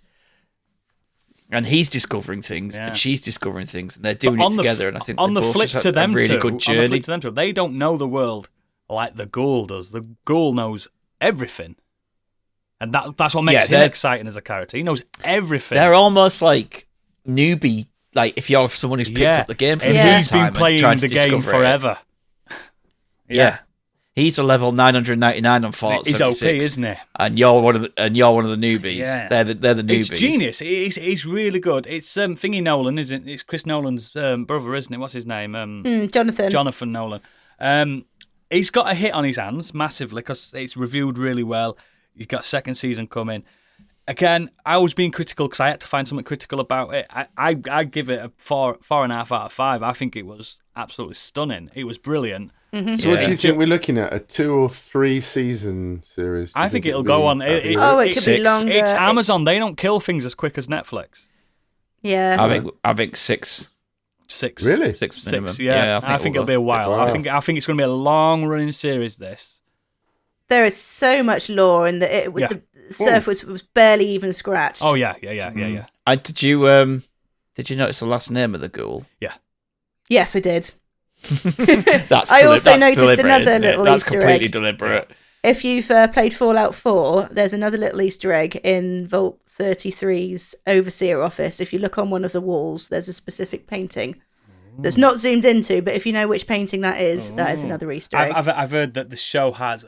what was it? I was watching the red carpet, and one of the showrunners said Easter egg ratio is 1 per 30 seconds. Mm-hmm. Across the whole series, there's an Easter egg every 30 seconds. Yeah, I just hope that I hope that the theming from the game is not all front loaded. I hope that doesn't fizzle out in subsequent seasons. By the end, it's just some fucking like Mad Max, just random generic wasteland. Yeah, that's true. They open up a vault and they walk into Tamriel. Oh no! You're finally awake. Yeah, goblins. No, well, I did see as well. What I appreciate was that Ella Purnell, who plays Lucy, like she was like, I played the games and studied the lore and got into it. Like, there's a lot of people who Walton Goggins said, I didn't touch it. Do not. Yeah. He doesn't need to. He doesn't need to. No, but I just appreciate that they some people did. And like sort of some of the showrunners and that really I would do into it if I was properly. going to be an actor and doing something like that. Well, Walton Goggins turned around and do you watch said, a playthrough? You look at Halo, yeah. and for example, and while it's still quite dumb and stupid and fun, you can tell that some people working on that just have no fucking idea. Yeah. Mm. But yeah, and that's it. They've absolutely done a perfect job of fan service. But it's not the fan service I hate. I hate shoved down your throat. Hey, huh?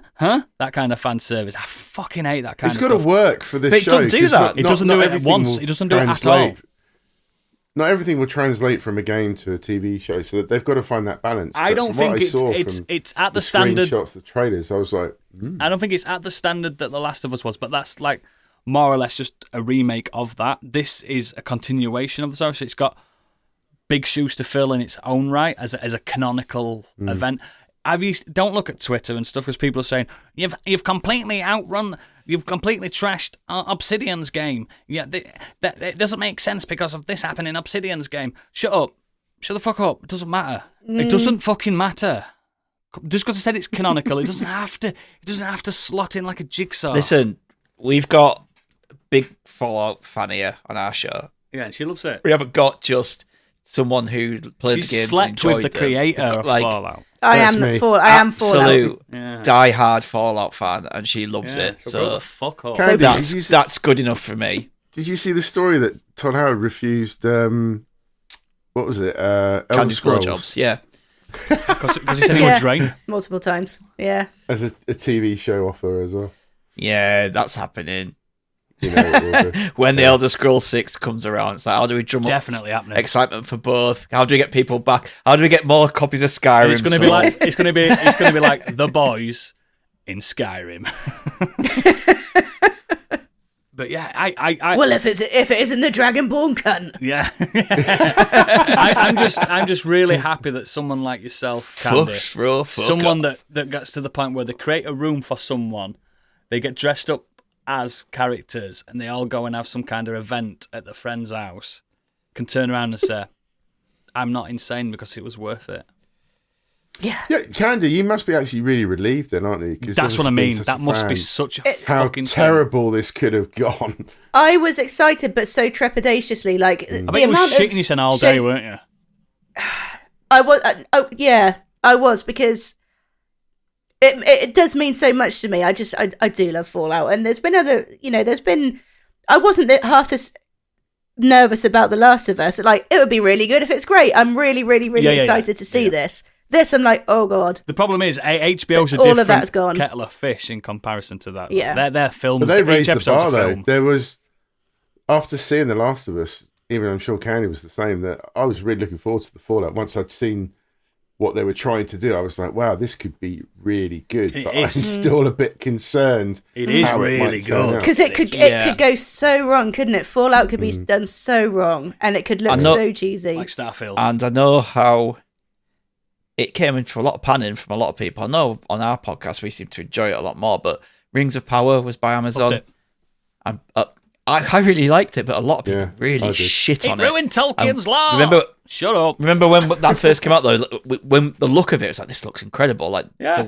the money they pumped into it, and then it turned out a lot of people didn't like it.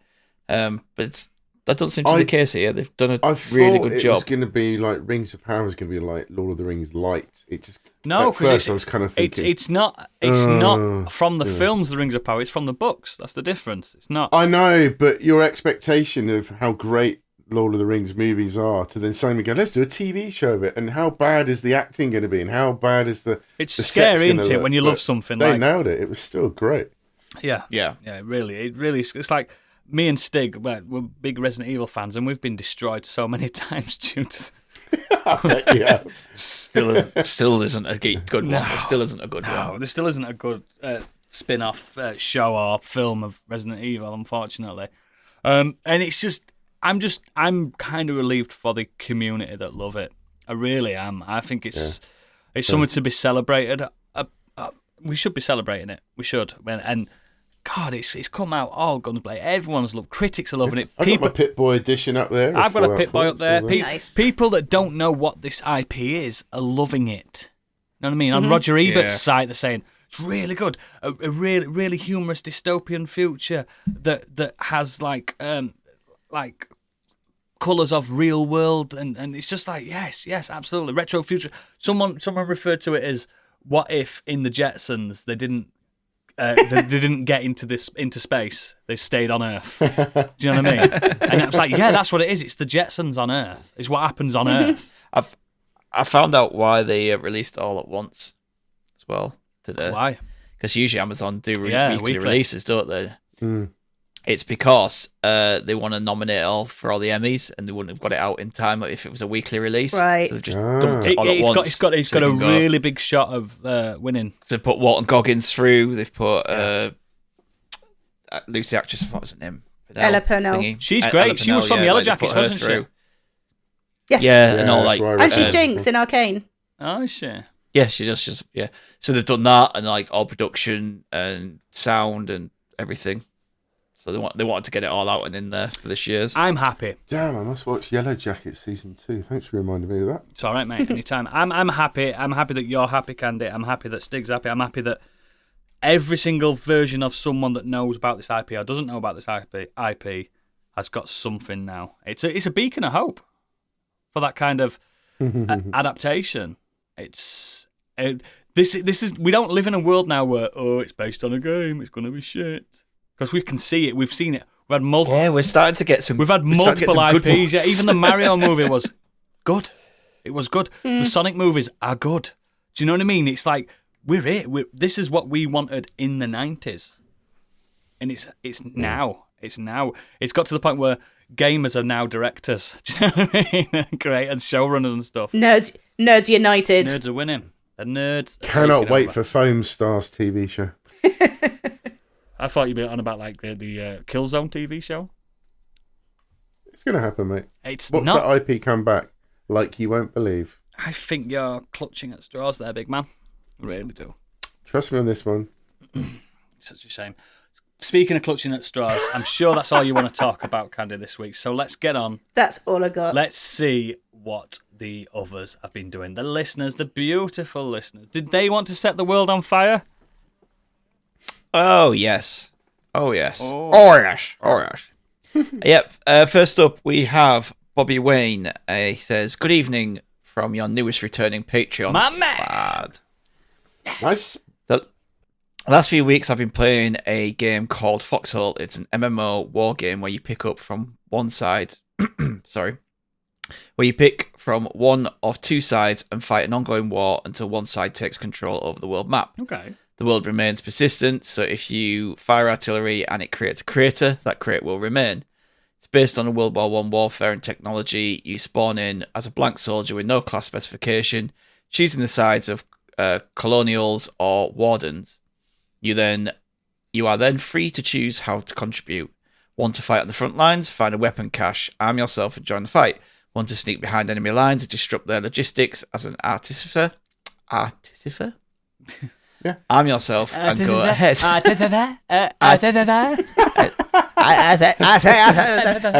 Most interestingly, though, to do those things, every weapon, bullet, vehicle, and first aid kit needs to be crafted, and dedicated soldiers, the unsung heroes, by the dedicated soldiers, the unsung heroes, and the logistics soldier.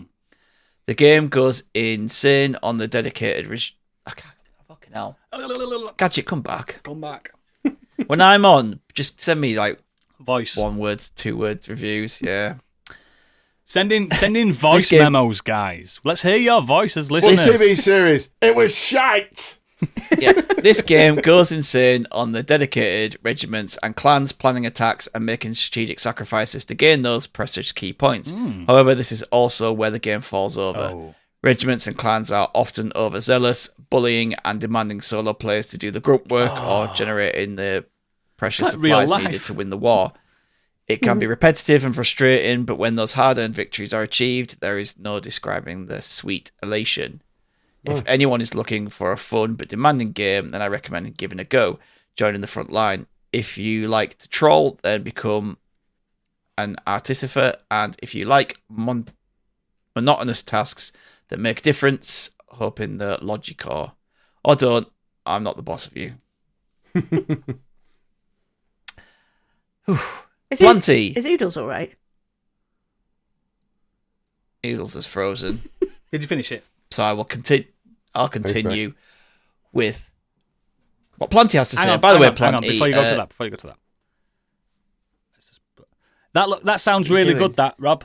Yeah, really, really, really good. I'm into it. Sounds so sincere. Sorry, Rob, as Discord video like paused halfway through Stig's chatting, so I don't know what he said by the end. So I love you though, doing mate. it. I love you. Thanks for being a patron. Excellent. Next up is Plenty. By the way, Plenty, you can email us at modernescapismpod@gmail.com, or you could go to our website and put it on the form there. Yeah. You don't have to bother me via text message. No, Just send it in there. fucking knob. I've heard about He you, says, "Hey, Panya. Vol-" I've heard about you. I never listen to socials. I never listen to socials. Fuck off. Listen, I have to listen to yours. Fucking shite. Yeah, but he sneaks them into the middle of the show now. Anyway, Anyway, knob. I'll fate him. well, we know he's going to be for his live podcast, so we can go fight him, can't we? Me and you, Stig. Right. Tops off. I'm dying here. I've got Oodles in some weird 10 frames per second slow mode on video. I can hear him perfectly, but I know, I've got the same. he's just doing this really weird slow movement, and it's like trying to download a GIF. Is it like fucking Sandra Bullock in That's what he did. Gravity? Turn your camera on and off. I don't It's know how to killing do me. that. I'll have a go. The button at the bottom of the screen, it says turn camera on and off. It's off. I'm leaving it off. Right. Planty, I'll go for your feedback now. Up, Yeah, you're Vault fine, 69 dwellers. This week, yeah. like almost everyone, I've started Fallout. More on that next week when I finished it. Shite, Brilliant. mate. We hated it. But this week on 100 Things is celebrating 20 years of Shaun of the Dead.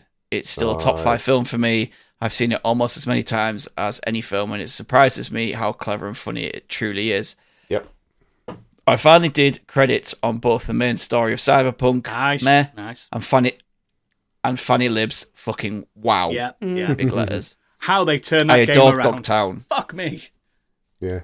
From an opening that is the closest we'll get to an Escape from New York game to the brilliant ending. As a standalone, it would be a 10 out of 10 for me, and a brilliant Bond-style credits at the end too. Yeah.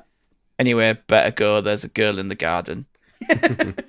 They're totally. re-releasing. I said this to Planty earlier. They're re-releasing Shaun of the Dead at cinemas, aren't they, for its Yeah, they 20th are. anniversary? Yeah, Oh, nice. it still Yeah, breaks you me can out see when they throw the Batman soundtrack, the Prince soundtrack at the zombie. I want that. I want that.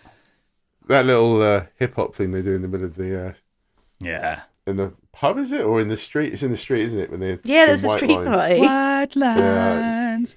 I love that. That's amazing. Man. And all the while I sit and wonder. Like a phenomenon. Yeah, good that. Bass. Right. Now this is the feedback I can get behind. Okay. Robotic Monkey. He says, Balatro, that is all. Thank you. Still the game of the year. Love it. Still the game of. Love it. But you're not going to touch it though, are you, Stig? You daren't go near it. You daren't go near it. It's not my type of game. Well, you're not my type of guy, but I still would. Not interested. Mike, on both fronts. I'll keep trying. Mike says, not much this week, just got giddy about the Fallout show and more listening to the Neuromancer. Oh yeah, I watched Candy's Fallout Vault video, which is more proof that she deserves her Biggie Can I award. just say as well? Thanks. Thank you. I did say That video I did popped up. point that out. That video popped up, and I forgot. I forgot about it because I subscribed to it. I recognise this, and there she was, the little red-headed minx, and she did this little thing, Painting shit. painting shit. Got some music on in the background, and I was just like, "Yeah, boy!" I was playing Ocarina of Time at the time as well. It was What an a absolute day. What a candy day. day. Absolute candy. If you've not fucking watched her and the slavish fucking things she does to herself in the name of content. And this is not affiliated with Modern Escapes. This is her own endeavour. She does this off her own back because she's an artist, a savant. Support her. What's your YouTube called again? Candy Machine Space Studios. Fucking listen. If you don't want to be a patron, at least subscribe to that. Thank you. I've been a jabroni. And if you don't want to do that, subscribe to my video Oh, here we channel. go, I put here we go. probably a video up every 3 years. Was it Not you great. reviewing Bovril products or something like that? Worth is original. Biggie's Dipping some Bovril. Hovis. Biggest Bovril reviews.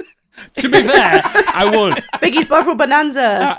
That's it. I was looking for a third B. I Biggie's would Bovril subscribe Bonanza. to that. I'm not being. I've watched Dean. I've watched Dean eat biscuits for the past year on fucking TikTok. He sits there for 10 minutes and eats a whole And I watched box the of whole biscuits. thing like it's a film. 10 minutes! Just there staring at the camera eating That biscuits. effing guy, he is a. I started Fucking watching guy. it and I go, I can't be arsed for this. and No, turned I it watched off. the whole thing. I watched every crumb drop off his beard. Anyway, back to the feedback. We'll get through eventually. Super Natty Cat, because she says, so this week we finished Physical 100 and happy to see who won. CrossFit Wanker. But was massively upset that this year most of the events were biased to the men and physical strength It seemed over like it, physical didn't it? attributes and skill. Oh, damn, my God. I thought exactly the same thing. This is I did. one round It's the man's where year. the women get put through, as part of the groups. And then they just reveal the event. And you're just like, What? What? It's insane.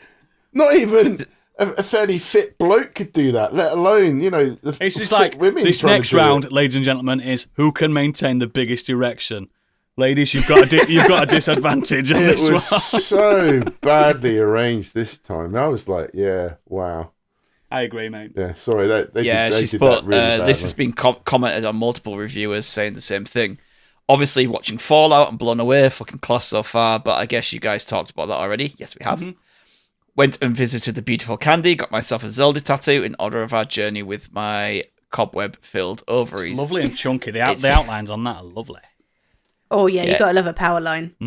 That was It dope. says, it's beautiful, so thank you very much to the clever girl. The tattoo wasn't as nice as the foot massage, but I almost fell asleep having Did you do the foot massages as so well? I couldn't have hurt that much. Oh, I will do anything a customer wants. It's the full service in our shop. Mate, I had 60 quid in my anything pocket goes. at the podcast, so you wouldn't send. You kept turning me down for everything.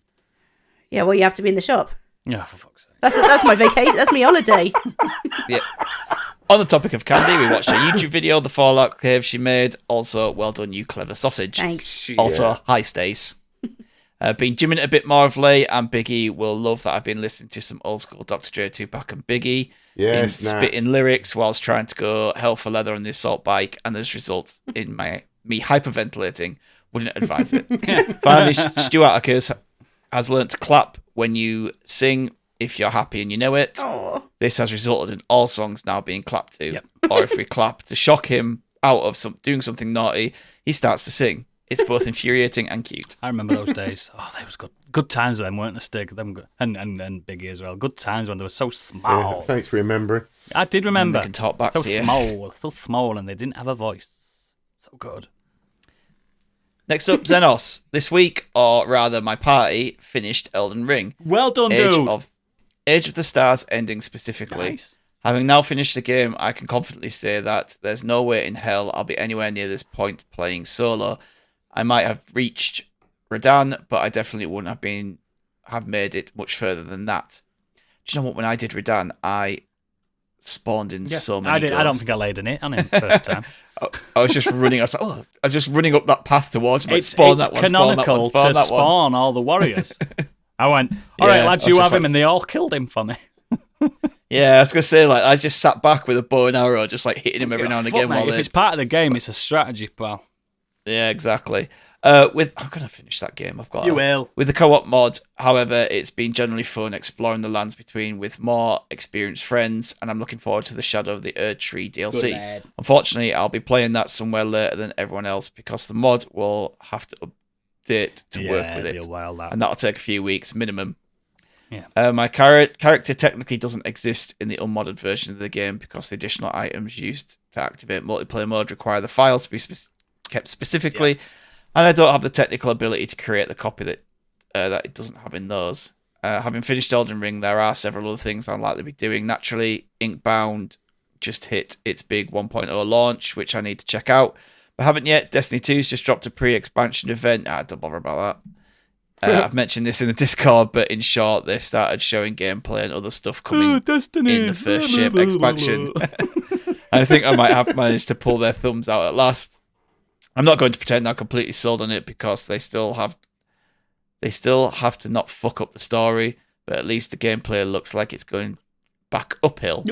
Finally, although there's no new content, I think I'm finally at the point where I can go back to Baldur's Gate and actually get my solo file into Act 3. Good lad. He does appear to be the most social gamer I know. He plays a lot with other people. I'm jealous he has friends. Is Destiny 2 probably one of the only games, or Destiny 2, that is still going, that people must actually care so much about the lore? Because it's still a live game. It's still Mate, there's about being 100 played people ever playing since that game came now. out. It's fucked. No one cares. No, let's have. What do you reckon the player count is? 40,000 It's not going to end well, though, is it? I reckon it's still 40,000 pretty max. high. Compared to Helldivers, mate. Yeah, there's a... Yeah. currently 71.5k players daily. I was a bit off. So it's still pretty good numbers. That is really good numbers, to be fair, for a game. Peak 10-year-old. is... Oof. The peak in the last 30 days, 123,500. That's because of the new shit. They're all getting rid of that new shit, aren't they? Yeah. I can't. Yeah, you can see when the new stuff comes in when the peak goes up to like 300,000. Yeah, I've said it before. I can slag Destiny 2 off as much as I want. I still think it's the best playing first-person shooter I've ever played. Oh, the shooting is incredible. It's in insane. it. It's just it's so good. too much. I just too can't. much. Someone like me and Stig and into it Biggie, we anymore. can't log in now. We just can't. No. I've tried twice. I have. I keep Failed. installing it. I Thinking, tried. I'm going to bust through. I'm going to bust through the onboarding. Can't. It's fucking possible. Yeah, I'm too far behind to give it a go anymore. Finally, we have Angry Kurt. He says, "Hi, Amy Crew. This week I finished Lost Judgment and it was great. I have it as my second favourite Yakuza I've played after the first Judgment game. The story was great, really gripping stuff, and the combat was the best been in the series. For once, I didn't feel like I was just button mashing. The only disappointing things about it were the final chapter being a bit of a slog as you work your way through multiple battles of so many enemies. I thought I was playing Dynasty Warriors. The side quests weren't as good either compared to the final game, Lad or Zero. Oh, I wish they'd do a new Dynasty Warriors. Yeah, they did Samurai Warriors, didn't they, over a year, and it wasn't really good. But Where was the last good one of that? 6. Yeah. The thing is with the Yakuza, I've finished a fair few Yakuza, not as much as Gadget. I don't even know if Gadget's finished them. He never finishes games, and he just starts new ones. But I finished a fair few, and I've always thought the Yakuza endings. Shots fired. The Yakuza endings have always been the weakest bits. The lead up to the end have always been. I'm like, come on, I just want to get to the end. Oh, God. But ultimately, they are fantastic games. But yeah. Apparently, it's got here down as Dynasty Warriors 10 for September this year. That can't be 9 right. was terrible, apparently. That 9 was the one that they went Smash. open world, and everyone's like, no. Just want to fuck Lubu up. Alubu, baby! Anyway, Kurt continues. So now I've moved on to the addiction of Balatro, which is as good as everyone says, and I'm not normally a roguelike fan. I've also watched the first X-Men fan ready for modern escapism. Yeah, boy! I'll save my detailed feedback for that show, but in summary, I really enjoyed it, and I think it's up there as one of my favourite superhero movies. Finally, I finished the MCU book I was reading, and again, I urge anyone with even a passing interest in the MCU to read or listen to the audiobook. So now I'm back with my Japanese crime fiction with the second book on the Detective Sochi series with Death on Gokuman Island by Sensei Yokomitsu. Nailed it. Which is brilliant so far. Although I said the English words wrong. Japanese crime fiction Japanese crime fiction is just so much better than Western crime, in my opinion. It is in the films as well. Too right. Too right. I can't explain why, but it just seems to be written differently. Yeah, Japanese crime films just always seem to be Got a right edge to them. better as well. Yeah. Yeah, I agree. But that's this week's feedback. What a bunch of absolute heroes. As always, Planty, links to all our extracurricular activities, Planty, are in our show notes, Planty, and at modernescapism.co.uk. Planty, please listen to the socials, you ignoramus. It's not fair.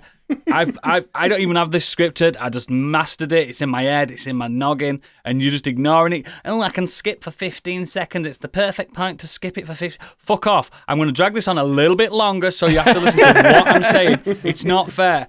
As a podcaster, you should know that it's hard for us to portray our extracurricular stuff for people to go. Stig put a lot of time in that website. A lot of fucking time. And it's not fair, Planty. It's not fair that you're just ignoring it. It's a beautiful website. It's beautiful. We've got fucking t-shirts and shit on there. T-shirts and Mind you, you've had stickers. 2 or 3 people join the Discord this week. Well, this is what I mean. Because they're listening. They're listening to the socials. Join our Discord, which the link, guess where the link is? It's on the website. It's on the fucking website. Everything's on the website. Planty. Fucking hell, what a dick. I love him. I love him so much. I want to kiss him. But yes, please, if you consider becoming a patron, like Planty is, and that's why I love him. We are Oh, by the time you've listened to this, have we recorded the first modern Escapism, man? Have we? No. No. Bloody hell. We're close to it, though. We're getting close. It's definitely this month. It's coming, and you've got the Harry Potter, Kenny Potter stuff. Oh, that was so good. Fond memories. It feels like a lifetime ago, though, doesn't it? It feels like a lifetime ago. We've got so many spoiler chats. We've got so much. We've got the patron special every month. Plenty. We really have plenty. I know you've listened to them all. Get on with it. Yeah. You told me to extend it to annoy him, and I've done it. Yeah, but now it's annoying me. Do you not listen to this, Stig? Do you not listen to the socials, even though you created the site? Fuck's sake. This is usually the end, but before the end, it's time for Candyland.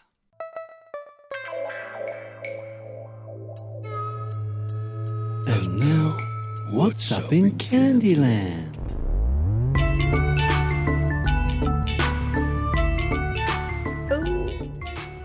Do you reckon your throat has skid marks where you've been swallowing food and stuff? What the fuck are you on about? No, it's just I was eating the other day and I was just eating. Well, like I don't know shit what it was. skid marks.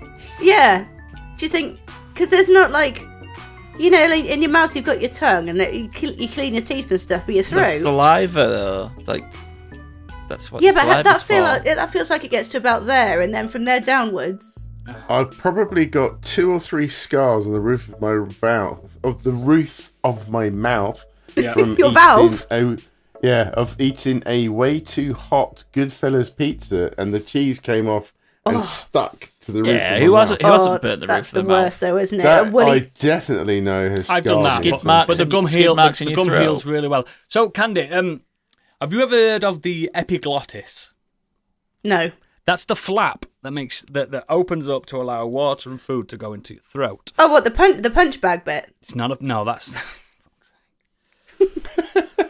The epiglottis is a flap. It's a flap. It's a little flappy fling. So you breathe oxygen. The flap's closed. Yeah. Yeah. Right. You swallow. The flap opens. Yeah. Ideally, some people have swallowed sesame seeds and stuff into the lungs and stuff like that. That can cause worse problems. But the epiglottis is there to, after you've chewed the food, because that's what the teeth, I can't believe I'm explaining how she has to eat. The teeth chew it down, mush it down to a fine paste, right? The epiglottis opens up, it goes down. Smooth as you Right. like, yeah? Okay, I'm with you there. There's but no that skid doesn't mean marks. that it's... No, you don't know that there's no skid marks. Because the saliva cleans it as it's going down as well, like Stig said. It's, Yeah, but how good do know- you think do you know- saliva is listen, actually listen, cleaning? Like, listen. have you ever cleaned your toilet with? Have you ever spat down the toilet? Oh, this has come up lovely. Because it's in your mouth still. So, the Homo sapien species has been around for about, 80,000 years, right? Evolution has us mastering the art of eating. We've got it down to a fucking science, mate. Guilty. Oh, I don't know if you see some people. I'm not like- disagreeing with that. I can appreciate that human beings have learnt to eat over the last, It's not we've couple of learned to hundred years. eat, it's evolution has happened to allow us to eat more and more protein-rich stuff, which has allowed our brains to expand and make it even easier to digest and all this beautiful stuff we do. Skid marks on the throat. No, do you know what else has happened over the last 1,000 Here we go. years? People got fat. Ground coffee beans. Have you ever tried to get that? Red wine. Ever tried to get that? Red wine's not 1,000 years old. It's a lot older than that. That didn't revolutionise with us. Like, I you reckon tell me there Blue isn't a red wine. Smarties have probably left a mark as they Yeah. go down. 'Cause There will. that This always is what I'm sticks. saying. I'm not saying there isn't skid mark, but there will be some kind of dying. But the saliva is a potent liquid that washes it. Not that potent. It No, is. not that potent. Because you would get bottles of saliva to do your washing up with if it was that That's good. disgusting. That's disgusting. I know, but I'm just saying. You like, use or detergents like, to clean stuff to kill germs. You get Saliva doesn't kill germs unless you're a dog. But You every get- time you get that little bit of sick in your mouth, when you get that reflux, Bile. Yeah. that probably clears your throat out. Your with all epiglottis the bile opens up coming and out. it allows the bile Yeah. to come out. Yeah. That's yeah, but you dope. don't do Yeah. a little mini sick after every time you've eaten or had a coffee. Like if Stig if does, he spit don't like was coffee. that good of a clean if spit was that good of a cleaner, you'd have people working on spit farms. I'm not saying a cleaner. It's a lubricant. I know, but that doesn't prevent skid marks, though. Like, Try new Sillet Phlegm. exactly. God. Phlegm's not saliva. Phlegm's mucus. I can't believe it. Stig, you all right, pal? We work with morons. Just staying quiet. Yeah. I get what you're saying. I Candy. think our tubes are stained. Your I think we're mouth will stain. Your mouth will stain because you probably your mouth's not moist. Oh, I'm sorry I used that word, listener. But your mouth's not moist and it stains for a bit. Moist. But even when you have one of them blue lollies that make your mouth all blue, don't last all week, does it? Hang on, why did you throw me in as a moron as well? Because you agree with me. Call you a moron. Oh, then. I said we work with morons. Oh, and if right. you think you are calling you one, that means you're guilty of being a moron. Oh yeah, must be guilty. Guilty. Candy, as always, you are a national treasure. stained inside. Stained from the epiglottis down. You have a black eye. You've been eating too much licorice. Excellent. Thank you for being listening to the show, not patrons, because if you are a patron, you'll meet us in the green room in a split second. But for everyone else, this is the end of the show. I apologise for what you've just listened to. Bye. Bye. Bye.